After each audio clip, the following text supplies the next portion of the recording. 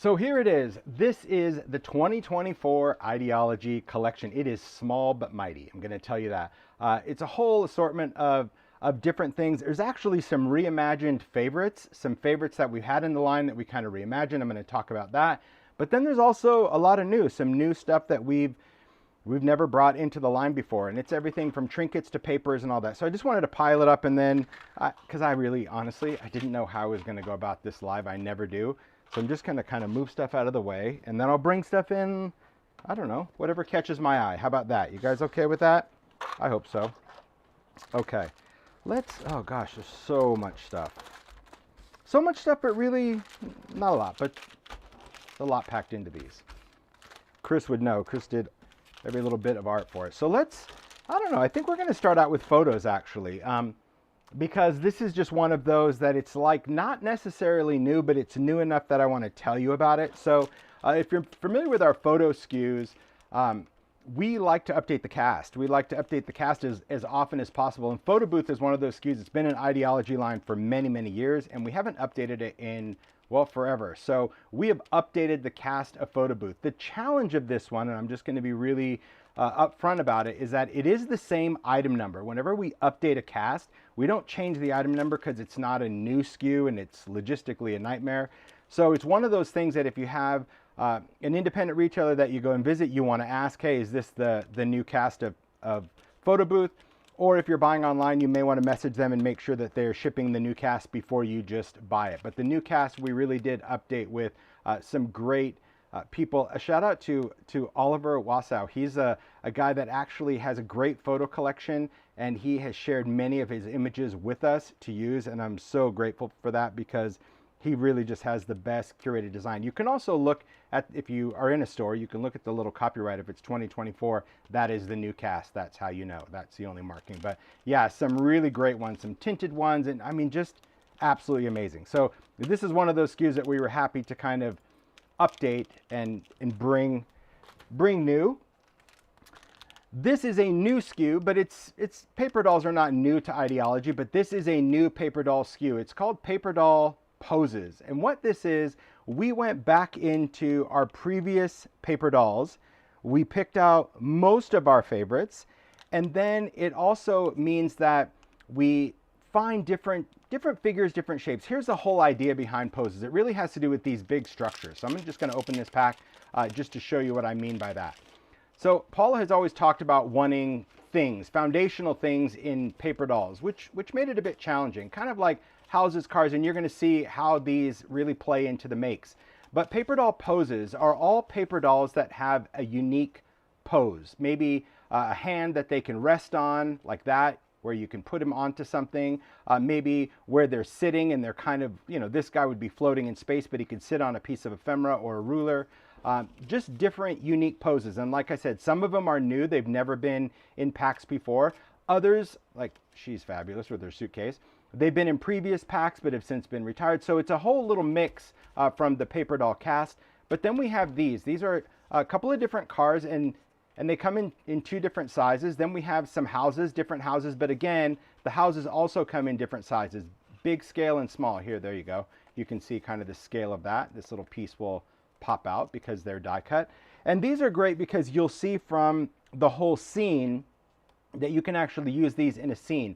Another great thing though, especially when it comes to the houses and cars, these would be great for seasonal, because for seasonal, we do not have these specific designs. We have a few paper dolls coming out in Halloween and Christmas, but they're mixed in with the other layers. These particular ones, we don't have houses and cars coming out. So think about creating cool, creepy, haunted houses for Halloween, or maybe holiday houses, maybe for Christmas, home for the holidays, or maybe you want to do a car and then cut a woodland tree in half, maybe the alpine, and use it. So I think this pack of poses is going to be great for not only every day, but also these particular elements for the scene. So really, really fun. Now, the other thing to know about poses and why we did it, when you're like, why another one?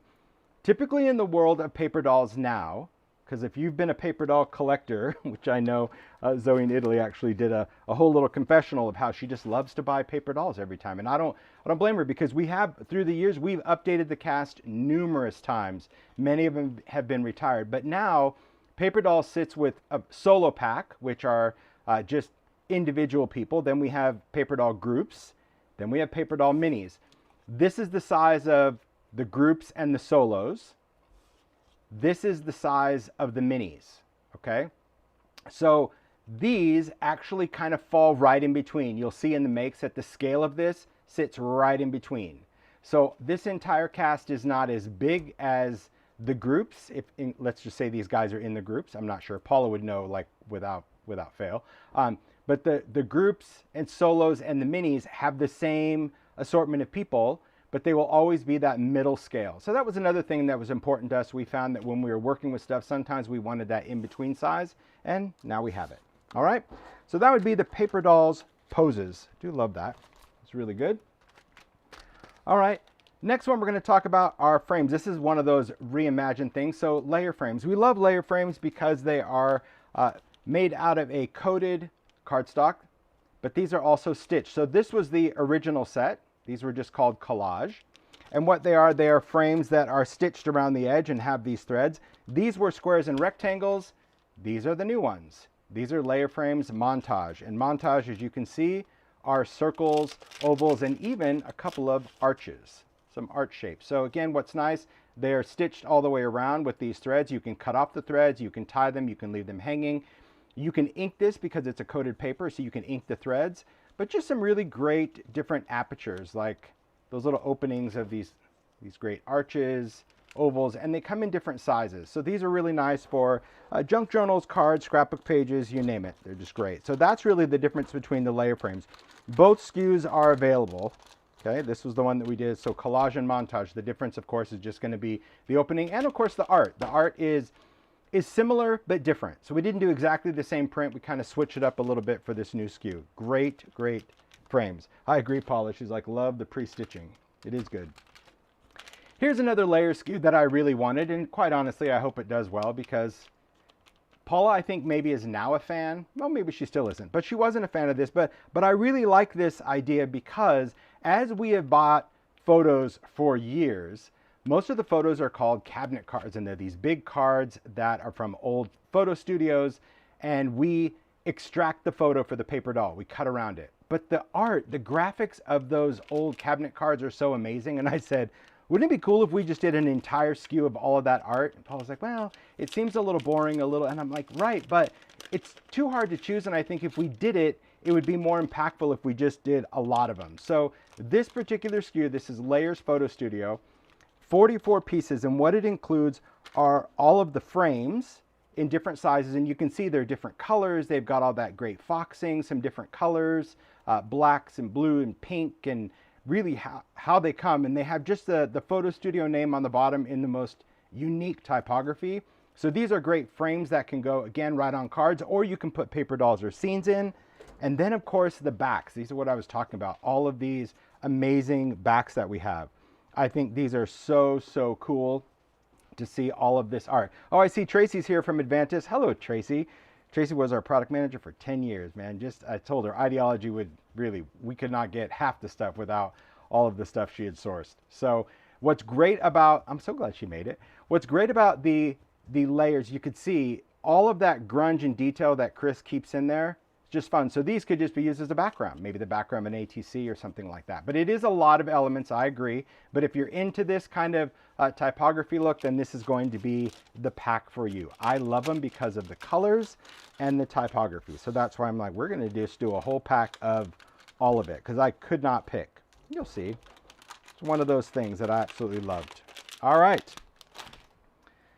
Then here's a new SKU, a new idea that I wanted to bring, just because I pay attention on social media. I read what a lot of people say, where you have bought idea-ology paper through the years and you don't want to cut it up because it's a full sheet of paper and you're like, I don't want to cut it. Okay, we decided to do that for you. So this is a new SKU called Paper Strips, and they're 89 strips of paper. And we went through all of our paper collections from years past, a lot of the 12 by 12 papers, even some of our old washi tapes that we did, and we turned these into a pack of paper strips. And the cool thing about paper strips, like I said, they're all the same length.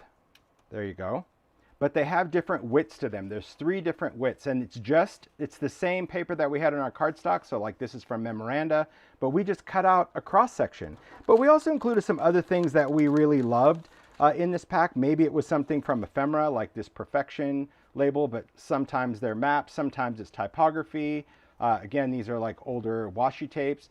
So these are perfect. You're going to see some really great inspiration for this, but it could be like a cigar band. It could go on a card. It could wrap around something because it is just paper. We even took like this from Eclectic Elements, you know, the salvage edge of fabric where we talk about the screen printing. People love that. I thought, well, that'd be a good paper strip as well. So that was never paper, but we kind of cheated.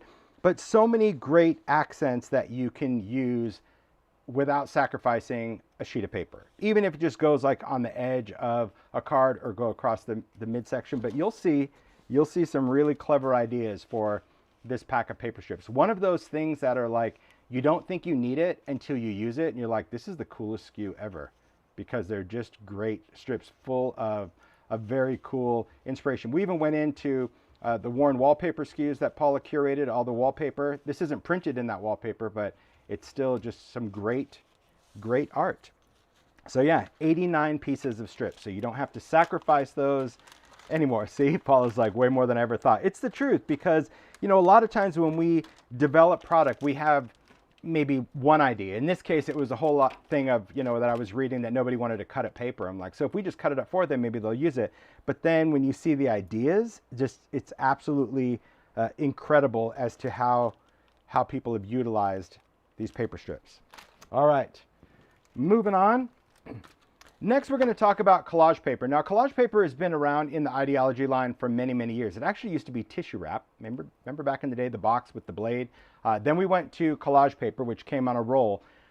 The downside to that is it really limited the amount of art we can put, the repeat of that roll. And the roll was, I don't even know how many yards. I think there's still a couple of those collage paper SKUs in the line, but the rest of them have been retired. But this is kind of our new direction. It's the same paper as our other collage paper that's on the roll, except these are pieces. And what's nice about these pieces of paper is it allowed us to do much more art. So you get a better variety when you're incorporating this. Obviously, it doesn't have the repeat, but you have a lot. Tami Vicki still has tissue wrap. I think a lot of people do. So there are 2 packs of this collage paper. There's Serendipity and Archives. And you can see the art. The art is represented on the back. Some of the art we actually took from existing collage paper because we liked it, and we gave it kind of a new scale.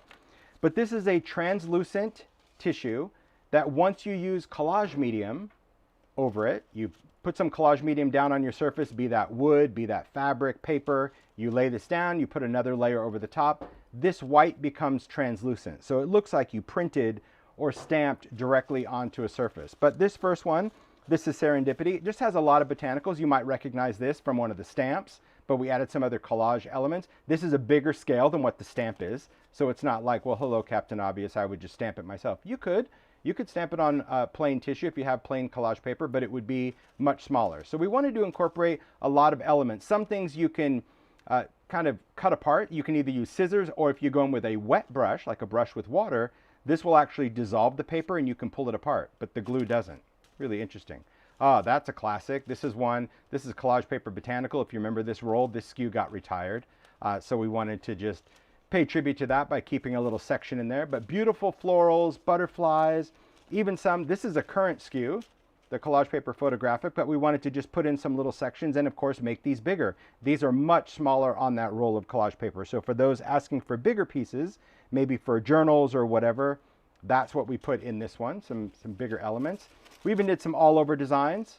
So again, you can take this and you can color this. Once it's on the surface, you can use crayons, paints, pencils, anything. There's just some text, beautiful botanical. There's some more photography. I mean, it's just such a great variety. And we decided on this that it was really important that we gave you multiples. So you got 2 each of the designs when they're in here. So as you're working with one, you know, you use one, you'll have a backup one in each of the packs. So that was really important. There's 30 pieces of paper, 2 each of, I think, the 15 designs. Yep, there you go.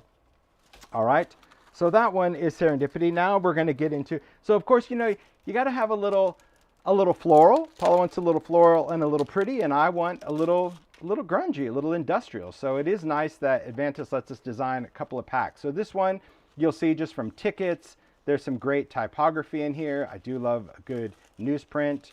I love this design. Cool, very cool for a marquee or collegiate. You could, again, cut these out. Oh, look at this one. This is one of my favorites. So just throw this one down. Look at that. Look at that cool grunge with those numbers. And if this is over an inked background, the color will show through. You can ink on top of it after collage medium. There's even some faded type. There's some ledger. Check out this cool typewriter. Again, photos in this one as well. Different scale. I do love this one. We just love numbers. So just using this. This could be, and if you don't want to use collage medium, you can use something like Mod Podge. That would work as well, but collage medium is just going to give you more of a matte finish than Mod Podge. We even have, look at that, a little schematic. I love this. Look at this brushstroke alphabet. Isn't that great? Look at the detail of that. So good. This might, remember this? Eccentric. So we've done this as a rub-on. We did this as a stamp set, and I just took that whole stamp set. I'm like, boom, because, you know, a lot of people like to stamp it, including me, as is. So this is a great piece of collage paper. And then, of course, some more photos. So just a lot to choose from, and you can use it many different ways. I've even seen some people just kind of crunch this up and make tissue flowers out of it. So if that's your thing, or, you know, maybe you like to sew your own little trims, you can do this as well. It is a very thin paper. It is different than white tissue paper that you use at Christmas time or to wrap gifts. It's much more translucent than that, especially when you use collage medium. It just kind of dissolves into the background. Absolutely beautiful, beautiful. Okay, moving right along. Next up, we've got these collage strips. Another thing that I needed to talk Paula into, because, well, this is a favorite. This was her baby. Paula created these collage strips that we launched last year, and they were an instant favorite. I know that you've seen, even when I used the rosettes with it, how great they are to work with, because it's got so many different things, everything from little clippings to different parts of papers to beautiful photos. They come in all the great different colors in the back. And I said, wouldn't it be cool if we made these big? She's like, no, they look really good small like that. I go, I agree, but I think it'd be really cool big, because you can just cut it and it becomes a card front or an ATC. You can quickly do a collage on a panel or a clipboard. So she took on the challenge because she needed to design them, and she's like, but I love this art. I'm like, well, how about you use this as a starting point and then just replace a few things on each strip just to make them similar but different. So these are collage strips large. You can see we did the same exact palette, all the same colors, but different art. It is a mix of some of the art that's in here, but certainly updated. And Paula, again, amazing. You just did, see, that's it. Paula's like, you want to do what? But look at how cool they are, because the detail is so amazing that you could, again, make a quick collage, or if you just wanted a quick background, you could just cut that or cut whatever section you want. And it just makes a nice foundational piece for a card. But the scale, I mean, it's big. It's very different, but it works. It works on so many things, especially for people that like to do art journaling or larger projects. It's really perfect. And the fact that you get that little surprise. Oh, here's a great example. Look at, I see. It's as if I planned it, and I swear to you I didn't. Okay, so here are two yellow ones. So you can see the top, that art was replaced, kept the number card, kept that part, changed that middle section, kept the bird, kept the bottom. So there are things where it's like the balance might be different, but they've been updated just the same. So yeah, a lot of great features on these. So you'll see a lot of great inspiration, and these make very quick backgrounds. You'll see from the makers that did a lot of stuff in books and panels that this background looks all collage, like it's all pieced from ephemera and backdrops, but the reality is it's really just the large collage strips. Okay. So far, so good. Whoop, whoop. Okay. Next one. Funny story behind this. So I follow a gentleman on Instagram called Mr. Cup that I buy a lot of cool vintage stuff from. And last year, I think it was last year, my time was, it had to have been last year. Yes, I bought a vintage book from him that happened to be from a stamp collector. And inside this book was a bazillion stamps from all over the world, and I absolutely loved it. And I said, oh my gosh, Mario, could we scan this in without taking this book apart? And we started scanning in all of these stamps to work on. I didn't know what they were going to be. I thought maybe they're going to be ephemera. I wasn't really quite sure yet. And then my friend, one of our makers, Tami B, came into possession of a whole collection of vintage stamps, and she started sharing it on Instagram, and she had all of these stamps, and she reached out to me. She goes, I got these stamps if you ever need them for ideology. And I'm like, funny thing, look what I'm working on. And I showed her the progress. We weren't done with this at this point, the progress of the stamps. And I said, you know, we're working on sorting these and scanning these, but it would be great if we had enough of different color stamps, because I didn't want to change the color. I wanted to use the stamp exactly as it was. And she goes, well, I'm happy to fill in the blanks. So thanks, Tami B, for contributing to this SKU as well, because she sent me a lot of stamps that were kind of fill in the blanks. This is a sticker book called Postmarked. Now, this is a bigger sticker book than we normally do. So it is priced a little bit more than our normal sticker books, but look at that number right there. Can you see it? 288 stickers in this book, because each page is curated with the most incredible postage stamps with that perfect die cut that Chris did, the perfect bleed. Chris had to scan these, do the bleeds, do the die lines. But all of these, as you can see, I loved the postmark. That to me was what I was trying to achieve. Even if it was subtle, I wanted a stamp that was used, not the whole new thing. And these are stickers you peel and stick. So we've got the regulation size stamps at the top, and then we've got a row of big ones. So we've got a page of pink, then we've got this great red, orange. I mean, Chris did so much work sorting and curating these. Yellow. But see, even this, like the fact that they're kind of, you know, this is a little bit of an ochre, a little greenish yellow. I'm like, I don't want anything changed. I want it exactly how it is, because I think that's what makes it so amazing. See that green with that red 5? Oof, so good. We've got green, and just the art. I mean, you can't beat just vintage stamp art. Isn't that great? So good from all over the world. Then we've got a darker green, because when we were sorting these, I'm like, oh, some are kind of a dark green and some are light. I absolutely love it. We've got this blue page. Look at that. Beautiful indigo, some light blues. Love good numbers, but see, it's all that smudgy ink, because these are going to be great in junk journals. You could still stamp on them if you had another postage stamp. You could add another mark to it, but I wanted them to really tie into a make. I love that teal. We even have some purple, probably the hardest one, if I'm being honest, to get, but there again, Tami hooked us up, filled in the blanks. We've got purple, and then we've got, yes, a page of brown. You know that that's going to make me happy, even the little wavy bits. And we have this right here. There's the black. Isn't that great? So love just that sticker. And like all of our stickers, they are done with a satin finish. So you can ink these, but they're not high gloss. So it's just like all of our other stickers that we've ever done in Ideology. They're not high gloss, but they're also not completely unfinished where ink would permeate. It allows you to use crayons and inks. But here's my favorite. Take a look at this. This other page, because I do have stamps. I have stamps of postage stamps. I have stamps of cancellation marks. And so when we were doing this page, because when we're printing, it had to be a certain number of pages. I'm like, you know what? Wouldn't it be cool if we just did a page of DIY stamps? So the last page is still die cut. But we did some really, and I say we, but it was really Chris, did all of this cool watermark staining beauty. And so these are DIYs. These you can either collage, you can stamp, you can draw, you can do whatever it is. They are just amazing. They are perfection. They are. I love that. They are perfection. And it's beautiful. Just beautiful how that's done. So yeah, what you see is what you get. Love it. Okay, moving on. Let's talk about... I think, well, before I get into the trinkets, I'm gonna talk about this because it's staring at me in the face. Some people might get this and some people don't. And you know what? That's okay. You do you. But this idea, 7 years. This was 7 years on our list that Paul and I did, because we love vintage. And if you are a true vintage lover and you love vintage gift wrap or vintage scrapbooks or vintage anything, you've seen that a lot of paper elements from years past have this stained cellophane tape, this cellophane tape that yellows. And I know there's many videos on YouTube where you could alcohol ink your own cello tape, but it just wasn't the same.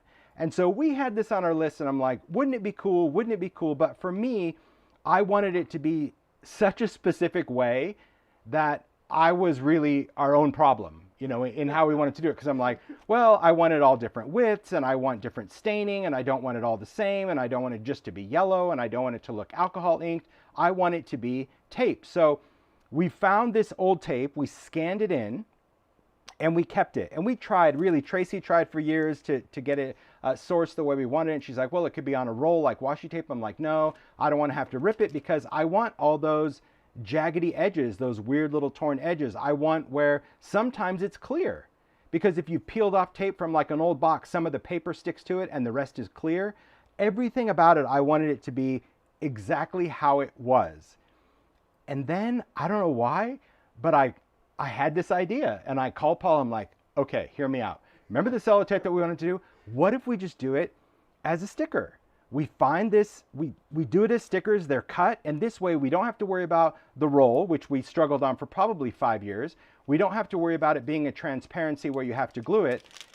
And we spent, I'm gonna say we spent several months sourcing the material, because what it is, there are 3 different sizes of tape. You can see from the back. There's small, medium, and large. The white piece of paper is in the front of the package just so you can see what the tape looks like. Because see, when it's stacked, it just looks like a hot mess. You really wouldn't know what it is. So that's why there's a piece of white paper in there.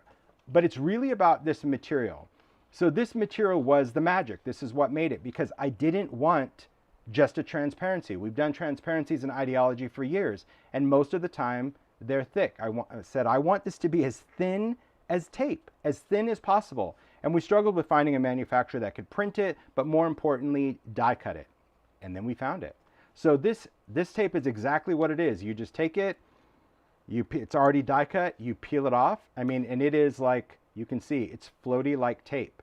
And you can just stick it down. You just put it on something, and you get the most incredible stain, and that finish, again, is that weird satiny finish. It's so cool. So when you use it, you can use it on so many things. So you're gonna see this color of stuff pop up everywhere in the makes. You're gonna see it on backgrounds, you're gonna see it on photos, and you're gonna think, oh, what is it?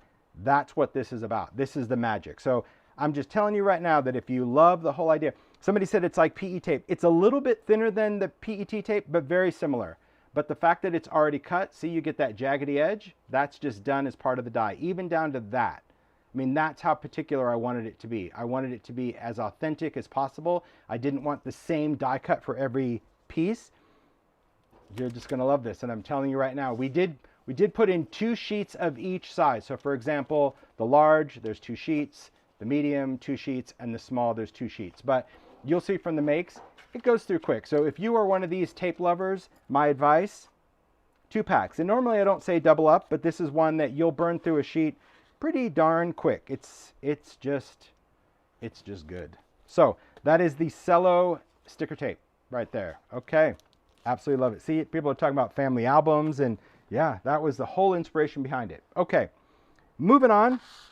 Some other things, we're going to talk about some different trinkety bits, some different embellishments. We'll start with this one. Now, I've done salvage things, mostly around Christmas, where we do salvage Santa, salvage snowman, salvage reindeer, but we've done salvage dolls, and it's really just this white kind of plastic resin material.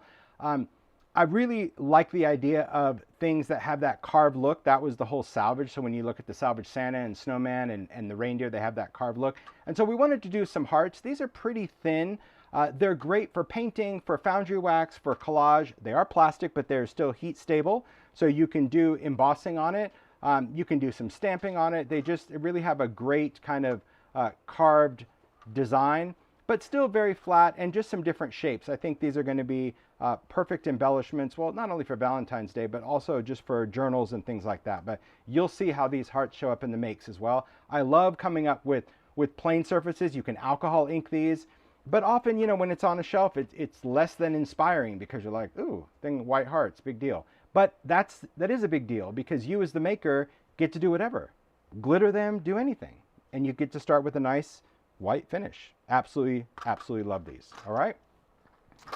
Next up, let's see. Well, we go from hearts, let's go to sweethearts. So I want to say it was last year. Paula, correct me if I'm wrong. But last year, I think Paula did a make.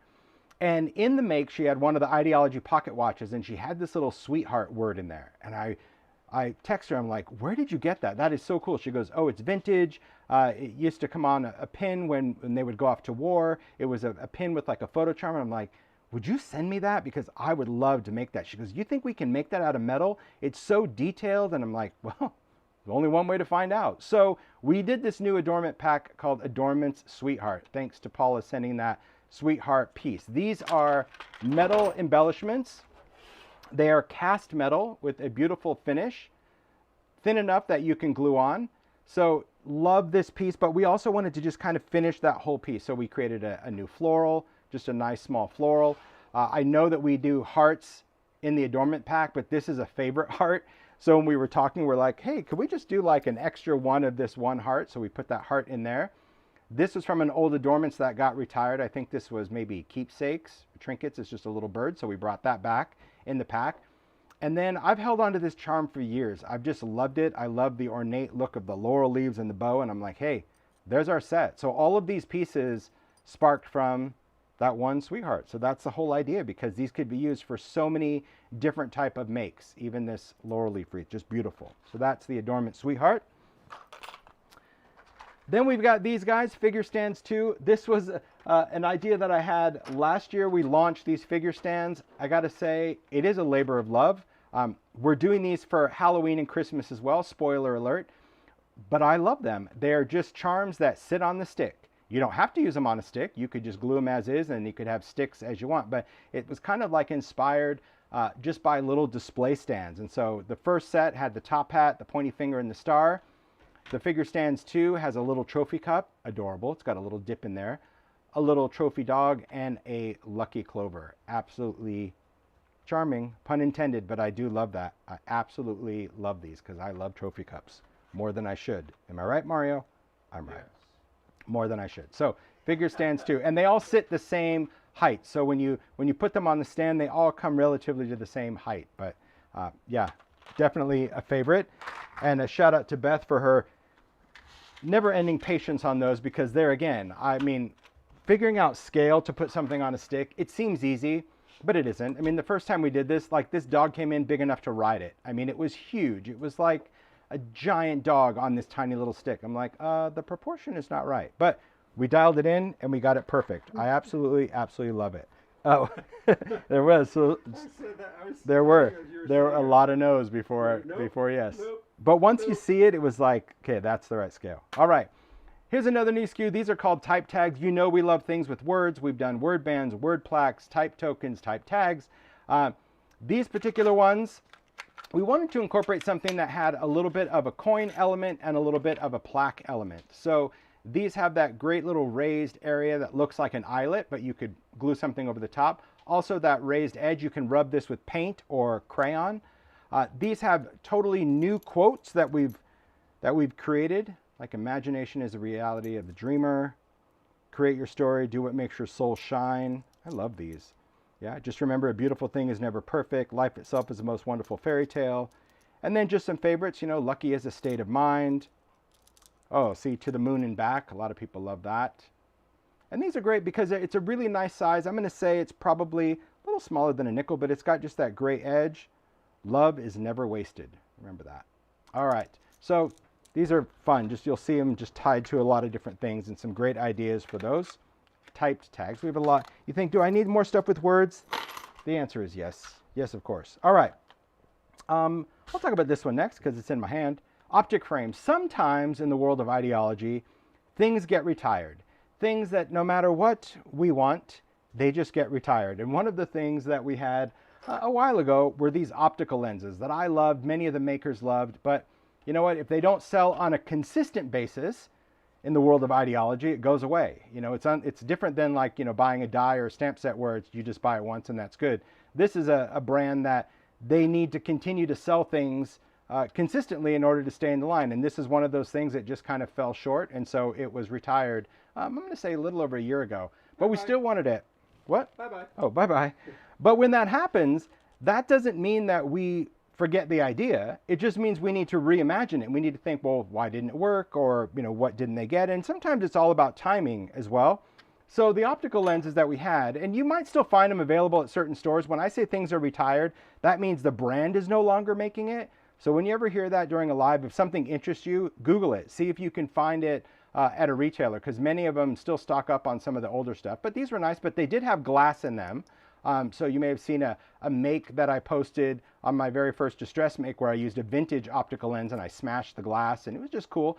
But that also added the cost, the fact that we had glass to it. So we were scouring around, and I think Paula found this one. Maybe on Pinterest. It was like just a different type of optical lens, and she's like, oh, isn't that a cool design? It's so different. It's got a beveled edge, and I'm like, that is really cool. But you know, optical, how am I going to sell this one? Well, the idea was really just do it without. We've done so many different metal embellishments. Let's do this without the glass. But the details are so cool. It's got that little number. You can rub some paint in. But this raised edge also allows it to hold on to crayon or paint much better. You can hang on to it. You can use it as a charm. You can use it as a magnifier. Or if you stocked up on this stuff like I suggested, if you remember this, this was launched at Halloween. This was called Shattered Windows, and this was a transparency. These are not coming back this year. I told you it was a one-year pack. But these are great transparencies, and they make perfect shattered panes for this. So see, you can take that and you can just trim around this, and you can have as much of that shatter coming through the lens and just glue it to the back. You can glue it with Collage medium, or you can use glossy accents on this one if you want to. But these are really great because you can kind of offset it if you want that shattered look, or you can just use a regular transparency. But yeah, if you stocked up on these, besides using it for the baseboards and everything else, it's really amazing for these particular lenses. So if you didn't get any packs, you may want to take a search for these, but they're great. You don't have to put anything in them. Many makers just use them as a great embellishment because, well, they are great embellishments. They just have, we love the circular design and of course the number. Okay. Another thing that was reimagined were screw heads. Now, there again, it's something that sold for a long time and then didn't. So first, we had hardware heads. These were hardware heads. These are very tiny. They came in kind of this zinc finish. These have been retired. And I know many makers were very sad about it, including myself. Then we did machine heads. Now these were significantly bigger. Also, these have been recently retired just because they didn't sell. Maybe these were too small and maybe these were too big. At least that's what I think. So we decided to do screw heads. And screw heads are kind of that, well, that in-between just right size. So we didn't make them as big as machine heads, but we didn't make them as tiny as hardware heads, although there is a tiny one in there. So these have 3 different sizes. And then we also kind of reimagined that little plus and minus, which seems insignificant, but to me, these were too chunky monkey. They were just huge and they didn't look realistic. So again, thanks to Chris. These have that like faux washer, and these you just glue them on. So instead of adding a brad or anything, you can just glue them on. They are perfect. So hopefully these stick around longer than these did, although hardware heads really had several years in the line. But I do love the screw heads, and I think because they are the 3 different sizes and the plus and minus, maybe people will use them more and then they'll stick around longer. At least I hope so. So that's what's different, because some people, oh, don't I already have these? You might have something similar, but this is kind of that sweet spot right in the middle. I agree, I love using these. Yeah, when I said to the makers, I'm like, guys, hardware heads and machine heads are going. They're like, no, that's all right. We've got screw heads now. Perfect. All right, I'm going to set that over there. Perfect. Then we have a couple other things. This real quick, I'll just talk about the display domes. Display domes, these were something that we launched during the season last year, but I did mention that they were part of the everyday line, so just wanted to let you know about it because you're going to see these used in a lot of different makes. And I'll talk real quick just about the different glass domes that we have. So in idea-ology now, as far as the dome, we also have the Reliquary dome, but I'll talk about that a little bit later. As far as the glass dome, these are the different sizes. So we have the display dome, which is kind of the singular. That's this one. There's one in a box. Then we have small domes. That's this size. And then we have mini. Okay? Even though these say mini, but that's translation. So there's actually mini, small, and display. Those are the 3 sizes. You can see the scale is quite different. But these are part of the everyday line, and you'll see because they fit so many cool things, especially if you wanted to put, say, the figure stand, maybe even without the stand, you wanted to put the little charms in there. They're really, really nice. And I love the fact that they are cork and they are real glass. So great, great display. Okay, now we'll talk about this. So same thing.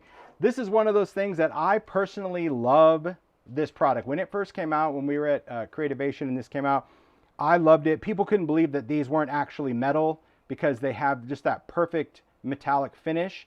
These were stencil chips. These have been retired. So these are the large size. These have been retired and I was very sad, but I can reimagine it. So these are mini stencil chips. We took the same art, same everything, and shrunk it down. Maybe near the end of this live, I'll show you some of my favorite things to do with these stencil chips and how we can alter these. But again, if you want these bigger ones, you can probably find them somewhere. But this is that small one, and I absolutely, absolutely love the scale because I do think it's going to fit better on a lot of makes. You'll see these were big. They're never really designed to spell out much other than very short words, but also just use it as an accent. They have letters and numbers in there as well. So these are the new ones, the mini stencil chips. All right, and with that, gosh, I think it's time for the makes. I didn't do too bad. See, well, 45 minutes, that's not too bad. All right, we'll set this off. Set this off to the side. Got baskets. Thanks, Mario. You can get in the blank ones and we'll get going. So before I start, again, a shout out to the makers for creating so many amazing things. Mario will be posting the different maker links. And I'll also talk about this because we get asked that, especially throughout the Idea-ology Live all the time. And I can't speak for every maker, but I can probably speak for 99% of the makes from the makers. This is our glue of choice in the world of ideology and beyond. This is distress collage medium. It is a matte finish medium. It comes in a jar and it also comes in a precision tip bottle. Okay, very similar to like glossy accents. The reason we like collage medium is collage medium can glue everything: paper, metal, glass, plastic, fabric, wood, metal to metal, plastic to plastic, glass to metal, metal to glass, wood to fabric, paper to wood, everything. So when you're like, well, how did they glue on the button? Collage medium. How did they glue the metal to the metal? Collage medium. And I know there's a lot of other glues out there that people use. They talk about E6000 and all that. You do you. Use the glue that you want. But from a maker standpoint, this is what we use. And the reason is it dries matte. It dries incredibly solid. After 24 hours, it's cured to where you'd have to pretty much break it off of the wood if that was the case. And it shrinks when it dries. So when you apply collage medium behind an embellishment and you stick it down like screw heads, that glue ooze around the edge, you just leave it because as this dries, it will shrink behind that embellishment and you will not see it. So that to me is what's really important about the glue. Then we've got the brushes, and the brushes to me are really important if you're going to apply the jar of glue, because when it comes to the jar of glue, we need to brush it onto the surface, and that to me is really an important way to apply it. All right, so that would be the glue from the embellishment standpoint. All right, but before we get into like the actual embellishment makes, I want to talk about structures in the makes. And the structures are pretty boring, but it's still part of the newness. So I'm just going to do a quick review because all you're going to be looking at right now is blank paper. So be okay with it, okay? So this is a surface that I've done with Ranger. This is mixed media heavy stock. It's a great, we do this in different tags, and this is a great surface for inks, for paints, for watercolor, for all sorts of things. And many of the stuff in Idea-ology is actually done out of this paper. Ranger and Advantage share the same factory when it comes to this. They were really nice in sharing the source because we wanted things in Idea-ology that work the same as this tag. And I've never really called that out as much as I need to because we have a lot of new structures as well. But when you see the stuff in this cream paper in Idea-ology, know that it is mixed media heavy stock in the distress line, okay? Really, really important, okay? So there are some things that we've had in the line and some things that are new in the line. And I'm gonna kind of mix it all together because it all works together. So I'll go from like new to old, just play along, you'll be fine. The first thing new would be file folders. Now we've done file folders in Idea-ology, but in the past they've been printed. The printed ones have been retired and they are replaced with these new Folio folders, which again are made out of mixed media heavy stock. And they're two different size folders, so you can ink these, stamp these, emboss these, all of that. They're folders. Then we've had these pocket cards. So the file cards, sorry, see, I'm going to call it pocket folio file. So file cards go with the Vignette card file. These are the little cards that we released. Oh, what year was that? 2020 something? 2022, 2 years ago. And these were cards that are designed to fit into this. So you've seen these great projects. Now, the fun thing about this is that when we're doing something where we see like, will people really be interested in structures? We learn a lot along the way. Many of the questions are, what's in it, right? You look at this, you're like, what am I even buying? So now you'll see the new stuff, and when this gets reordered, we now put stickers on the front showing you the contents of these packages, these multi-packs, as well as put it on the back. I think that's really important. So again, a shout out to the graphics team at Advantis, that would be Chris, who does this as well, because I'm like, people don't know what this is. They're like, file cards, well, what is it? Well, let's talk about that. Let's talk about all of that. So file cards 2 are the newest one. You get a little diagram of what's in it, but I'm gonna show you in real time what this stuff is. So the file folders, you can see, have the different tabs, mixed media, stamp, collage paper, all of that. It's just a great structure to work with. The file cards, the original pack, we had individual cards. We had these little folded cards, and these don't have to be used in the vignette. They could be used just as is. Some people used them for little trading cards or little gift cards. We had this little pocket with the notch. Now, the pocket was not designed for the card. Many people said, oh, I bought it, but this doesn't fit. It wasn't designed. These are all designed to go together and fit in the file. This was really a pocket for other things like tags or gift cards or whatever. If you want to put this in there, you'll have to trim it down. But just know that everything in these file cards are all cut the same size because we wanted them to stack nicely in the card file. Make sense? Then we also had these little file tabs. So if you wanted to do little dividers, those were the fun things that we did in file cards. But we talked, and Paul's like, I think it'd be really cool to come up with some new things. I'm like, I don't know, what are we going to figure out? Well, this one, the new file cards 2, has this great little accordion. So if you want to do a little mini accordion book, maybe you're not even going to use it in here. Maybe this is going to be an inclusion in a junk journal. Perfect. So you have a couple little accordions. We've got this little library pocket. So this is already assembled. There again, this is not sized for this because it's the same size. So if you want to take any of these and slide it into a pocket from this same collection, you'll need to trim it down. These pockets, again, are for ephemera, other tags, little inclusions that you want to use. Then we have an envelope that is very similar to this notch one, except this one has a circle cut out. So this is really nice because you can put something in, maybe have a photo show through. I absolutely love this because, again, if you're into inks, if you're into stamps, if you're into collaging, that's what makes this really magical because you can do all of those things to these elements and use them how you want. This would be great for, you use these for Christmas cards, birthday cards, and slide in a gift card that already has all the graphics on there. That just sticks inside. You don't have to make it. And then we have this. This is just kind of a pre-made. Now, I know I've done dies with Sizzix about creating your own coin envelopes, but there again, this is already assembled. Glued, everything. This is how you get it. So you could still ink it, stamp it, and then you have a coin envelope as well. So file cards 1 and 2 really are very useful well beyond the vignette. Okay? Same thing with these file folders. They're just good structures, very similar to a tag, but they fit better in the world of ideology, and that's where they needed to go. So far, so good. I hope I don't confuse people, because this is where it's like, could be kind of the mucky stuff, but you'll get it. Then we had this book, an ideology, and it's still part of it, but this is where the names, and I'm apologizing in advance, these names confuse me, and they confuse Paula as well, because we assign names to things that later would be like, I probably would have called it something else. But the whole idea about these are kind of book kits, if you will, where we're just going to give you the foundation that we feel as makers would be challenging to make on your own. Not that you couldn't make your own template, but the big reason for this is because a lot of these folds and flaps, everything is one sheet of paper. So you don't have these odd seams to work around.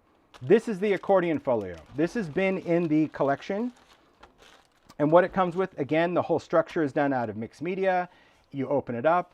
It's completely open, nothing is attached because you can lay it flat, you can ink and stamp, but do you see what I mean? This is all one sheet of paper. So everything is already scored, folded, gusseted. You don't have to glue any seams, so you can do all of your work. And this one comes with this accordion. It's kind of a zigzag, again, one sheet of paper, cascades, and this could go into this folio. It also comes with this twill tape that you can wrap around. This is just an example of one that Paula did. You don't have to use a twill tape. She used ribbon. There's some collage paper on there, some ink, but you can see that you can totally customize this. This is why we wanted to do them. We've tried in the past to do folios that were printed or out of craft. This just gives you the foundation that as a maker, you don't have to be overwhelmed with the construction. All you got to do is embellish. So whether you're spraying, whether you're stenciling, whether you're inking, if you want this flap to become a pocket like Paula did, you just glue it. Glue it, sew it, do whatever you want, and then you can add all of these other little inclusions to things. You can make cards out of flashcards, ephemera, anything that you want, but it can go from a flap to a pocket, just like this. This one is a flap, so you might want something that opens. Here she just sealed it. You can use glue or you can sew it, and then you can have a pocket where you can create different things. Look at those wonderful little cards.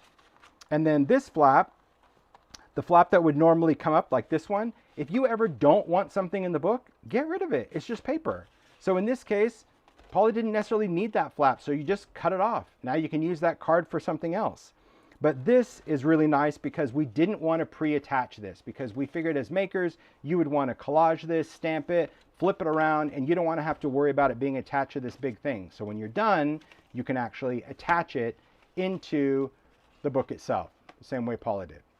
So you can kind of create that little accordion, and I love how you get the little reveals. So this is the accordion folio that has been part of the line, but it was the catalyst for really sitting there trying to think of some new structures. And this is, oh my gosh, I remember when Paula was here. Remember, Mario, we had we were trying to measure everything, rulers, pencils, cutting, because we need to see it to believe it. So we have two new structures that you're going to see in the makes, and I'm telling you this now because I'll probably forget as we go on.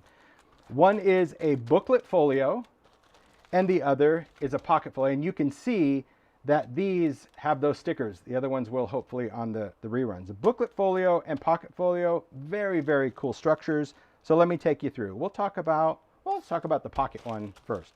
Because the pocket one, this is where we get confused because it does have an accordion book, but it's a pocket. So this particular one, this is what you get in here, okay? You get the two covers, you get this accordion, and you get the twill tape. So here's our twill tape. It's a little different. It's a little smoother, so you can stamp on it or ink it. Here's the book itself, okay? So this is really what it opens to be. Again, one sheet of paper. There are no seams in this accordion, which is so cool. But here's the whole construction of it. Paula's gonna laugh because I'm like, we should do this. And she goes, would they? Yes. So this book comes with two chipboard covers. So they are chipboard, but the chipboard is covered in the mixed media. So that is glued on. One cover is just completely covered on one side and has this gap by design. One side will have a gap, mind the gap. The other one will have a folded flap and a gap, okay? The reason is because we also have this great pocket accordion. So this whole thing, again, is a single piece. It's got these little flaps that fold down. You can cut them off if you just want an accordion book. You can seal them up if you want them to be pockets, or they could be fold outs. But then the end of this, you can see how I'm pretty aggressive with it, has these two flaps. And I'm showing you the mechanics now because when we get into the makes, I can't deconstruct their make to show you how it's done, but this is the foundation. So you have these two little flaps. That's where these come in, because you can decide which one you want on the front cover or the back. Do you want the flap on the front cover, or do you want the flap on the back cover? It doesn't matter. But this little gap here, this is where you take that paper tab and you want to make sure that your pockets are facing, because maybe you don't want pockets. Maybe you want your book this way and you want these to flip up because you want something tall in there. You can put the book however you want it to be, but if it's a pocket, I recommend it being down. This, you're just going to insert it because there is a gap in that adhesive to slide this in, and then you're going to do the same on the front cover. Could you glue it? Yes, you can put some collage medium on before you slide it in, and then those would be secured, and then you have your accordion book. Make sense? So you do all your embellishing and then you glue it. Here's also my advice. Because these are hand glued at the factory, sometimes the margin of glue might seep a little. So if you can't slide this in, you have two options. You can either trim this down, just that little tab, until you can, or you take the tag, which I've used, or any kind of, it could be any kind of cardstock, but you can use it as a paper saw, and I've talked about this many times, where you can go in and actually saw this back and forth to actually cut some of that glue so your paper can go in. So just know that if it doesn't fit in, those are your options. Use a little paper saw or use this, because to me it was worth having that slight what if on this pocket folio. Pretty cool, right? Okay, last one, the booklet one. Again, we can always dream. And when we talk about stuff, I'm like, we should do this and this and this.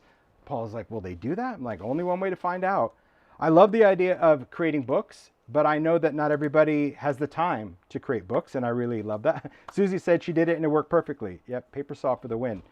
So the cool thing about the booklet folio, it's just that. It is a folio that comes with booklets. Now this folio already has the eyelets set in there.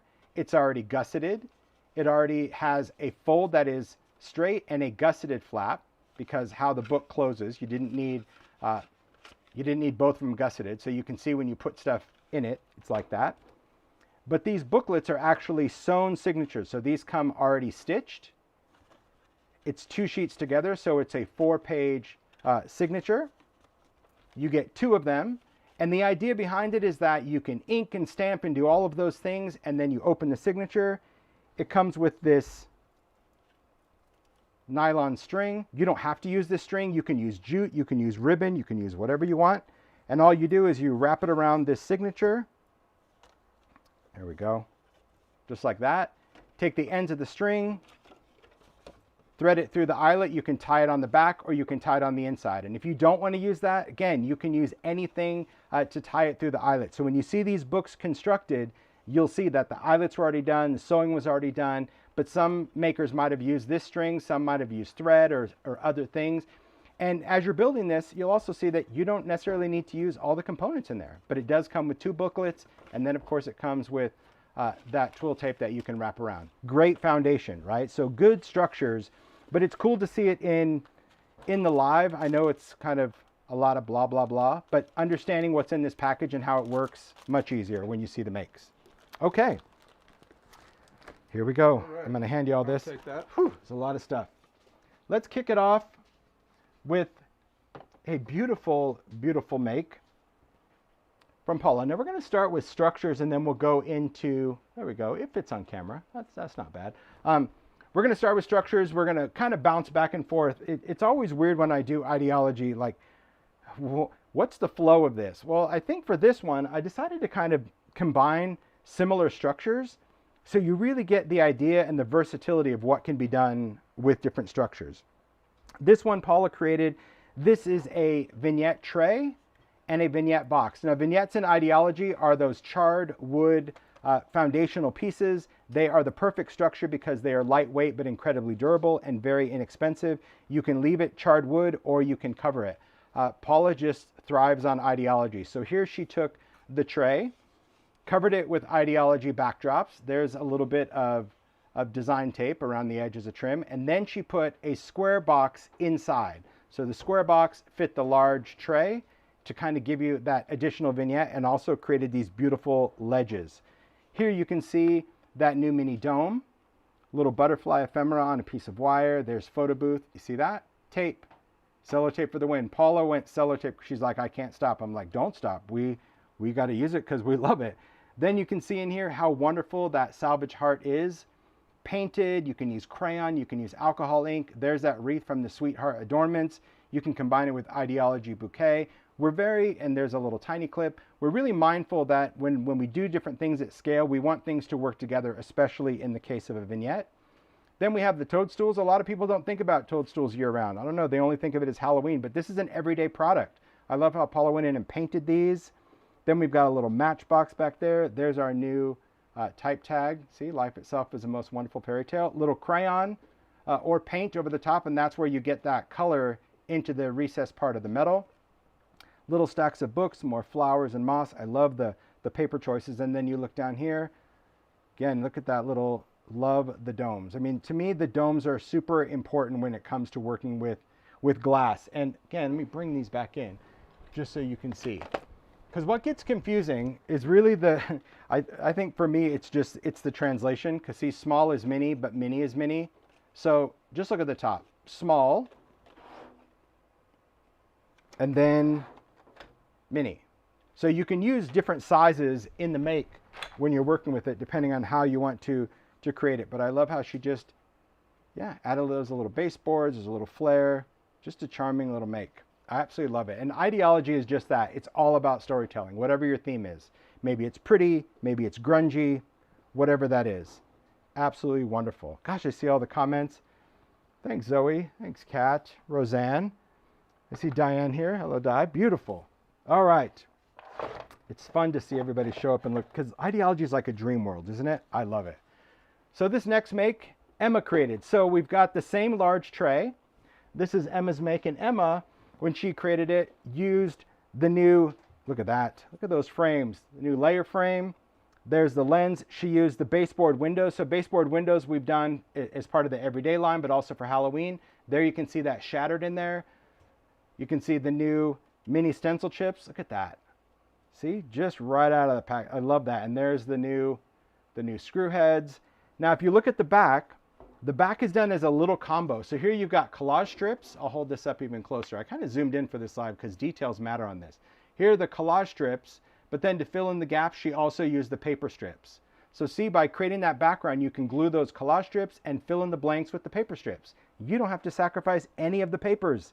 That's the magic. It's already part of idea-ology. And then down here, when those strips ran out, she just used the paper strips going the other direction.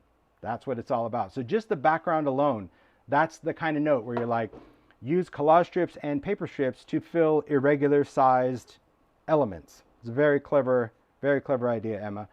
Here she also used, this is one of the, this is like a facade piece from Stampers Anonymous as a foundation. I love how she glued on the paper, but then she used the frame. So right here, this is, oh, right back here, this is the photo studio I'm talking about. This is the frame, that's the stitch frame that we have, montage. And then we've got the paper doll poses. See, he's got his little hand there, tinted. And then there's the lens also with that shatter in there. And then these right here are also from Stampers Anonymous. Look at those little flowers. How charming is that? Little details, all the little details. We got a little hook there. So charming. I love it. Look at that. Those good. Wow, they just look like metal, but they're paper. Crazy cool. Crazy cool. So this, of course, is the back. So going back to this, just to kind of show you why I wanted to put the, Paula used where the tray, like it's an innie and an outie. She used the inside of the tray, Emma used the outside of the tray. That's the thing, this is how vignettes come. So this is what you got to remember. You can use them either way to create absolute magic. All right. This next one, Tami B created this. Take a look at this tray. Beautiful. So the great thing about the trays, obviously they can run vertical, but also horizontal. This one has tiny lights. We'll light it up. Look at that. See how she just lit up the word home? Beautiful. Look at that. Those tiny lights on the back. So all you have to do is put some paper. So what she did here, I'll shut this off. I can find the switch in there we go. If you take a look close, she used the stencil chips. Then she used, of course, the screw heads. Then she took some of the collage paper, glued that in the back, kind of like a diffuser. And then when you light it up, it lights up that text. Isn't that beautiful? And just, you can use foam tape. You can use anything just to create that little outer frame. Here we've got the salvage hearts. Look at that crackle goodness on the salvage hearts. It's just, again, that material, you can paint it. If you're going to paint it, though, I would recommend a layer of collage medium first and let it dry. The collage medium is going to add some tooth to it. Then let's take a look at the background. We've got the new large collage strips just put down there. And because this is the same part of the palette we used last year, you can take the ephemera palette and use it. And there is one of those houses from the new paper doll poses. Isn't that great? And then you've got focus on the good. So see, even the photo has just a little people in it. Isn't that charming? I love that. It's just so, it's just fun. It's a fun thing to make. So this could be very personal. If you've got, maybe you want to use a photo of your own house, or maybe it's as a housewarming gift and you take a photo of someone's new house. Like, it's all about the ideas, not necessarily, I mean, the product is important because I'm sure Advantis is like, shut your mouth, Tim. But it's not only about the product. It's really about the ideas, because you may have some of this stuff that you're like, I can use that for this. That's what it is. So yeah, but the tiny lights is really charming because if this was sitting on a mantle, it's just a great thing to light up because you can replace the batteries in it. All right. Pick up where we left off. Okay. We're going to go to Vicki's make. So here is a vignette tray. And I love, again, the whole idea of the world of ideology, that pretty and grungy and industrial can coexist, and there's a little bit for everybody. And I think that's what's really cool, is that you have that option, you have that ability to take all the components of ideology and do you. You can take that where it becomes very floral and very pretty, but it can also be super, super grungy. So this vignette tray, you can see all of that imagery on the background. That is all collage paper. And the cool thing about collage paper is the fact that when you put it over something, be that any textured background or wood, it looks as if you've stamped on there. That is the joy of that. Looks like she also did a little bit of distress embossing glaze. Can you see that? Where it's got that, I'll try to hold it up to the light. There you go. You can kind of see that pitted finish. This to me looks like embossing glaze that she put that collage paper over. But this is the beauty of collage paper, is that you get that printed imagery and the paper is just gone. Then she has an ideology mini clipboard. If you're at Create, that was one of our the ideology make. But she turned this into kind of like a display piece. If you take a look at that, that's just that mini clipboard put onto the tray. The tiny lights, again, they just backlight. So you see those little lights? So think about that. If you're doing dimensional things, it doesn't always have to be, you know, a lantern or something. It could just be something where it just creates a glow, which I think is absolutely beautiful on this. But take a look at all these grungy details. Vicki is like, really, she is the alchemist when it comes to all of these cool vintage grungy things. We've got the machine works. This is one, I think this is called the foundry tag that we did in ideology. I love all the grungy layers. I love how she used the lens over one of the gears. Then we've got the great photos and how it's just kind of cracked and wrinkled and rippled. She's got the gauge frames with a gauge dial. Back in there, there's a little, see, there's the shattered again. You could alcohol ink that. And you'll see all these little pieces, all the tape. Tape, tape, tape, little bits of tape everywhere. Cello tape sticker for the win. This was inspired by this vintage piece that Vicki found. She's actually in Arizona when she found it. And sometimes just a piece, a found object, sparks a story. So that is very cool that she just took an old, like, I want to find a little old wrench as well. It's very cool. So create your story, do what makes your soul shine. So there again, she created her own story out of it. And I love how she used one of the little paper dolls cars, the mini one. There's a word key, and take a look. There's a trophy cup. So I love that she took the whole idea of taking that trophy cup, but instead of it being a figure stand, she's going to use it as a charm because it's got that loop. Very, very clever. You don't have to put it on a stick if you don't want to. Just yum. I agree. Stacy's like, tape is everything. I agree. But really, really interesting to see just, I'm going to see how many I can fit on screen real quick. Probably not a lot. But just to see like how different all of the themes can be. Well, there's not much, but you get the idea, right? There we go. Not much. It's just so different where you take trays and it's a cool foundational piece to just tell your story. Absolutely freaking love it. I love working with vignettes because it's like making stuff with your favorite junky finds. And I love I just love the nuance. Look at that. Look at that crackle, little crackle paste. I mean, really, Vicki's finishes are just, you can just look everywhere. And I love how she just has those screw heads as if this whole box is being held together by that. And look at that. Distress crackle paste for the win. Let it crack and then ink it. It's so chunky. It is. I gotta feel that. Distress crackle paste that's what it's all about. Awesome. It's good. And if you have cracks that are really big like this and that start flaking off, you can also go over it with Distress collage medium and that will glue those on and keep them more stable. So another thing, like after it cracks and dries, you can go over it with that. Yeah, really cool. Such a fun make. Really fun. There we go. All right. So we're going to keep talking about ideology structures. We're just going to go to some different sizes. This is a tray. The trays actually come in a 2-pack, 2 different sizes. That was the large one. This is the small one. Marlies created this one because, again, you can still use your elements. And that's why, like in the case of, say, paper dolls, we do stuff in different sizes because sometimes it's a big make and sometimes it's a small make. But I love, I'm going to turn these on because there we go. Like, it's upside down. There we have it. So fun how makers, I always say that, so cool, like even use the same word. But in this case, she actually used like just this little moss in the back there. She's got a little grime in there, a little grit paste to do home. so you can still see it, or of course, you can light it up. Now, what I love about this tiny little tray is really the story here, because you've got the house in the background.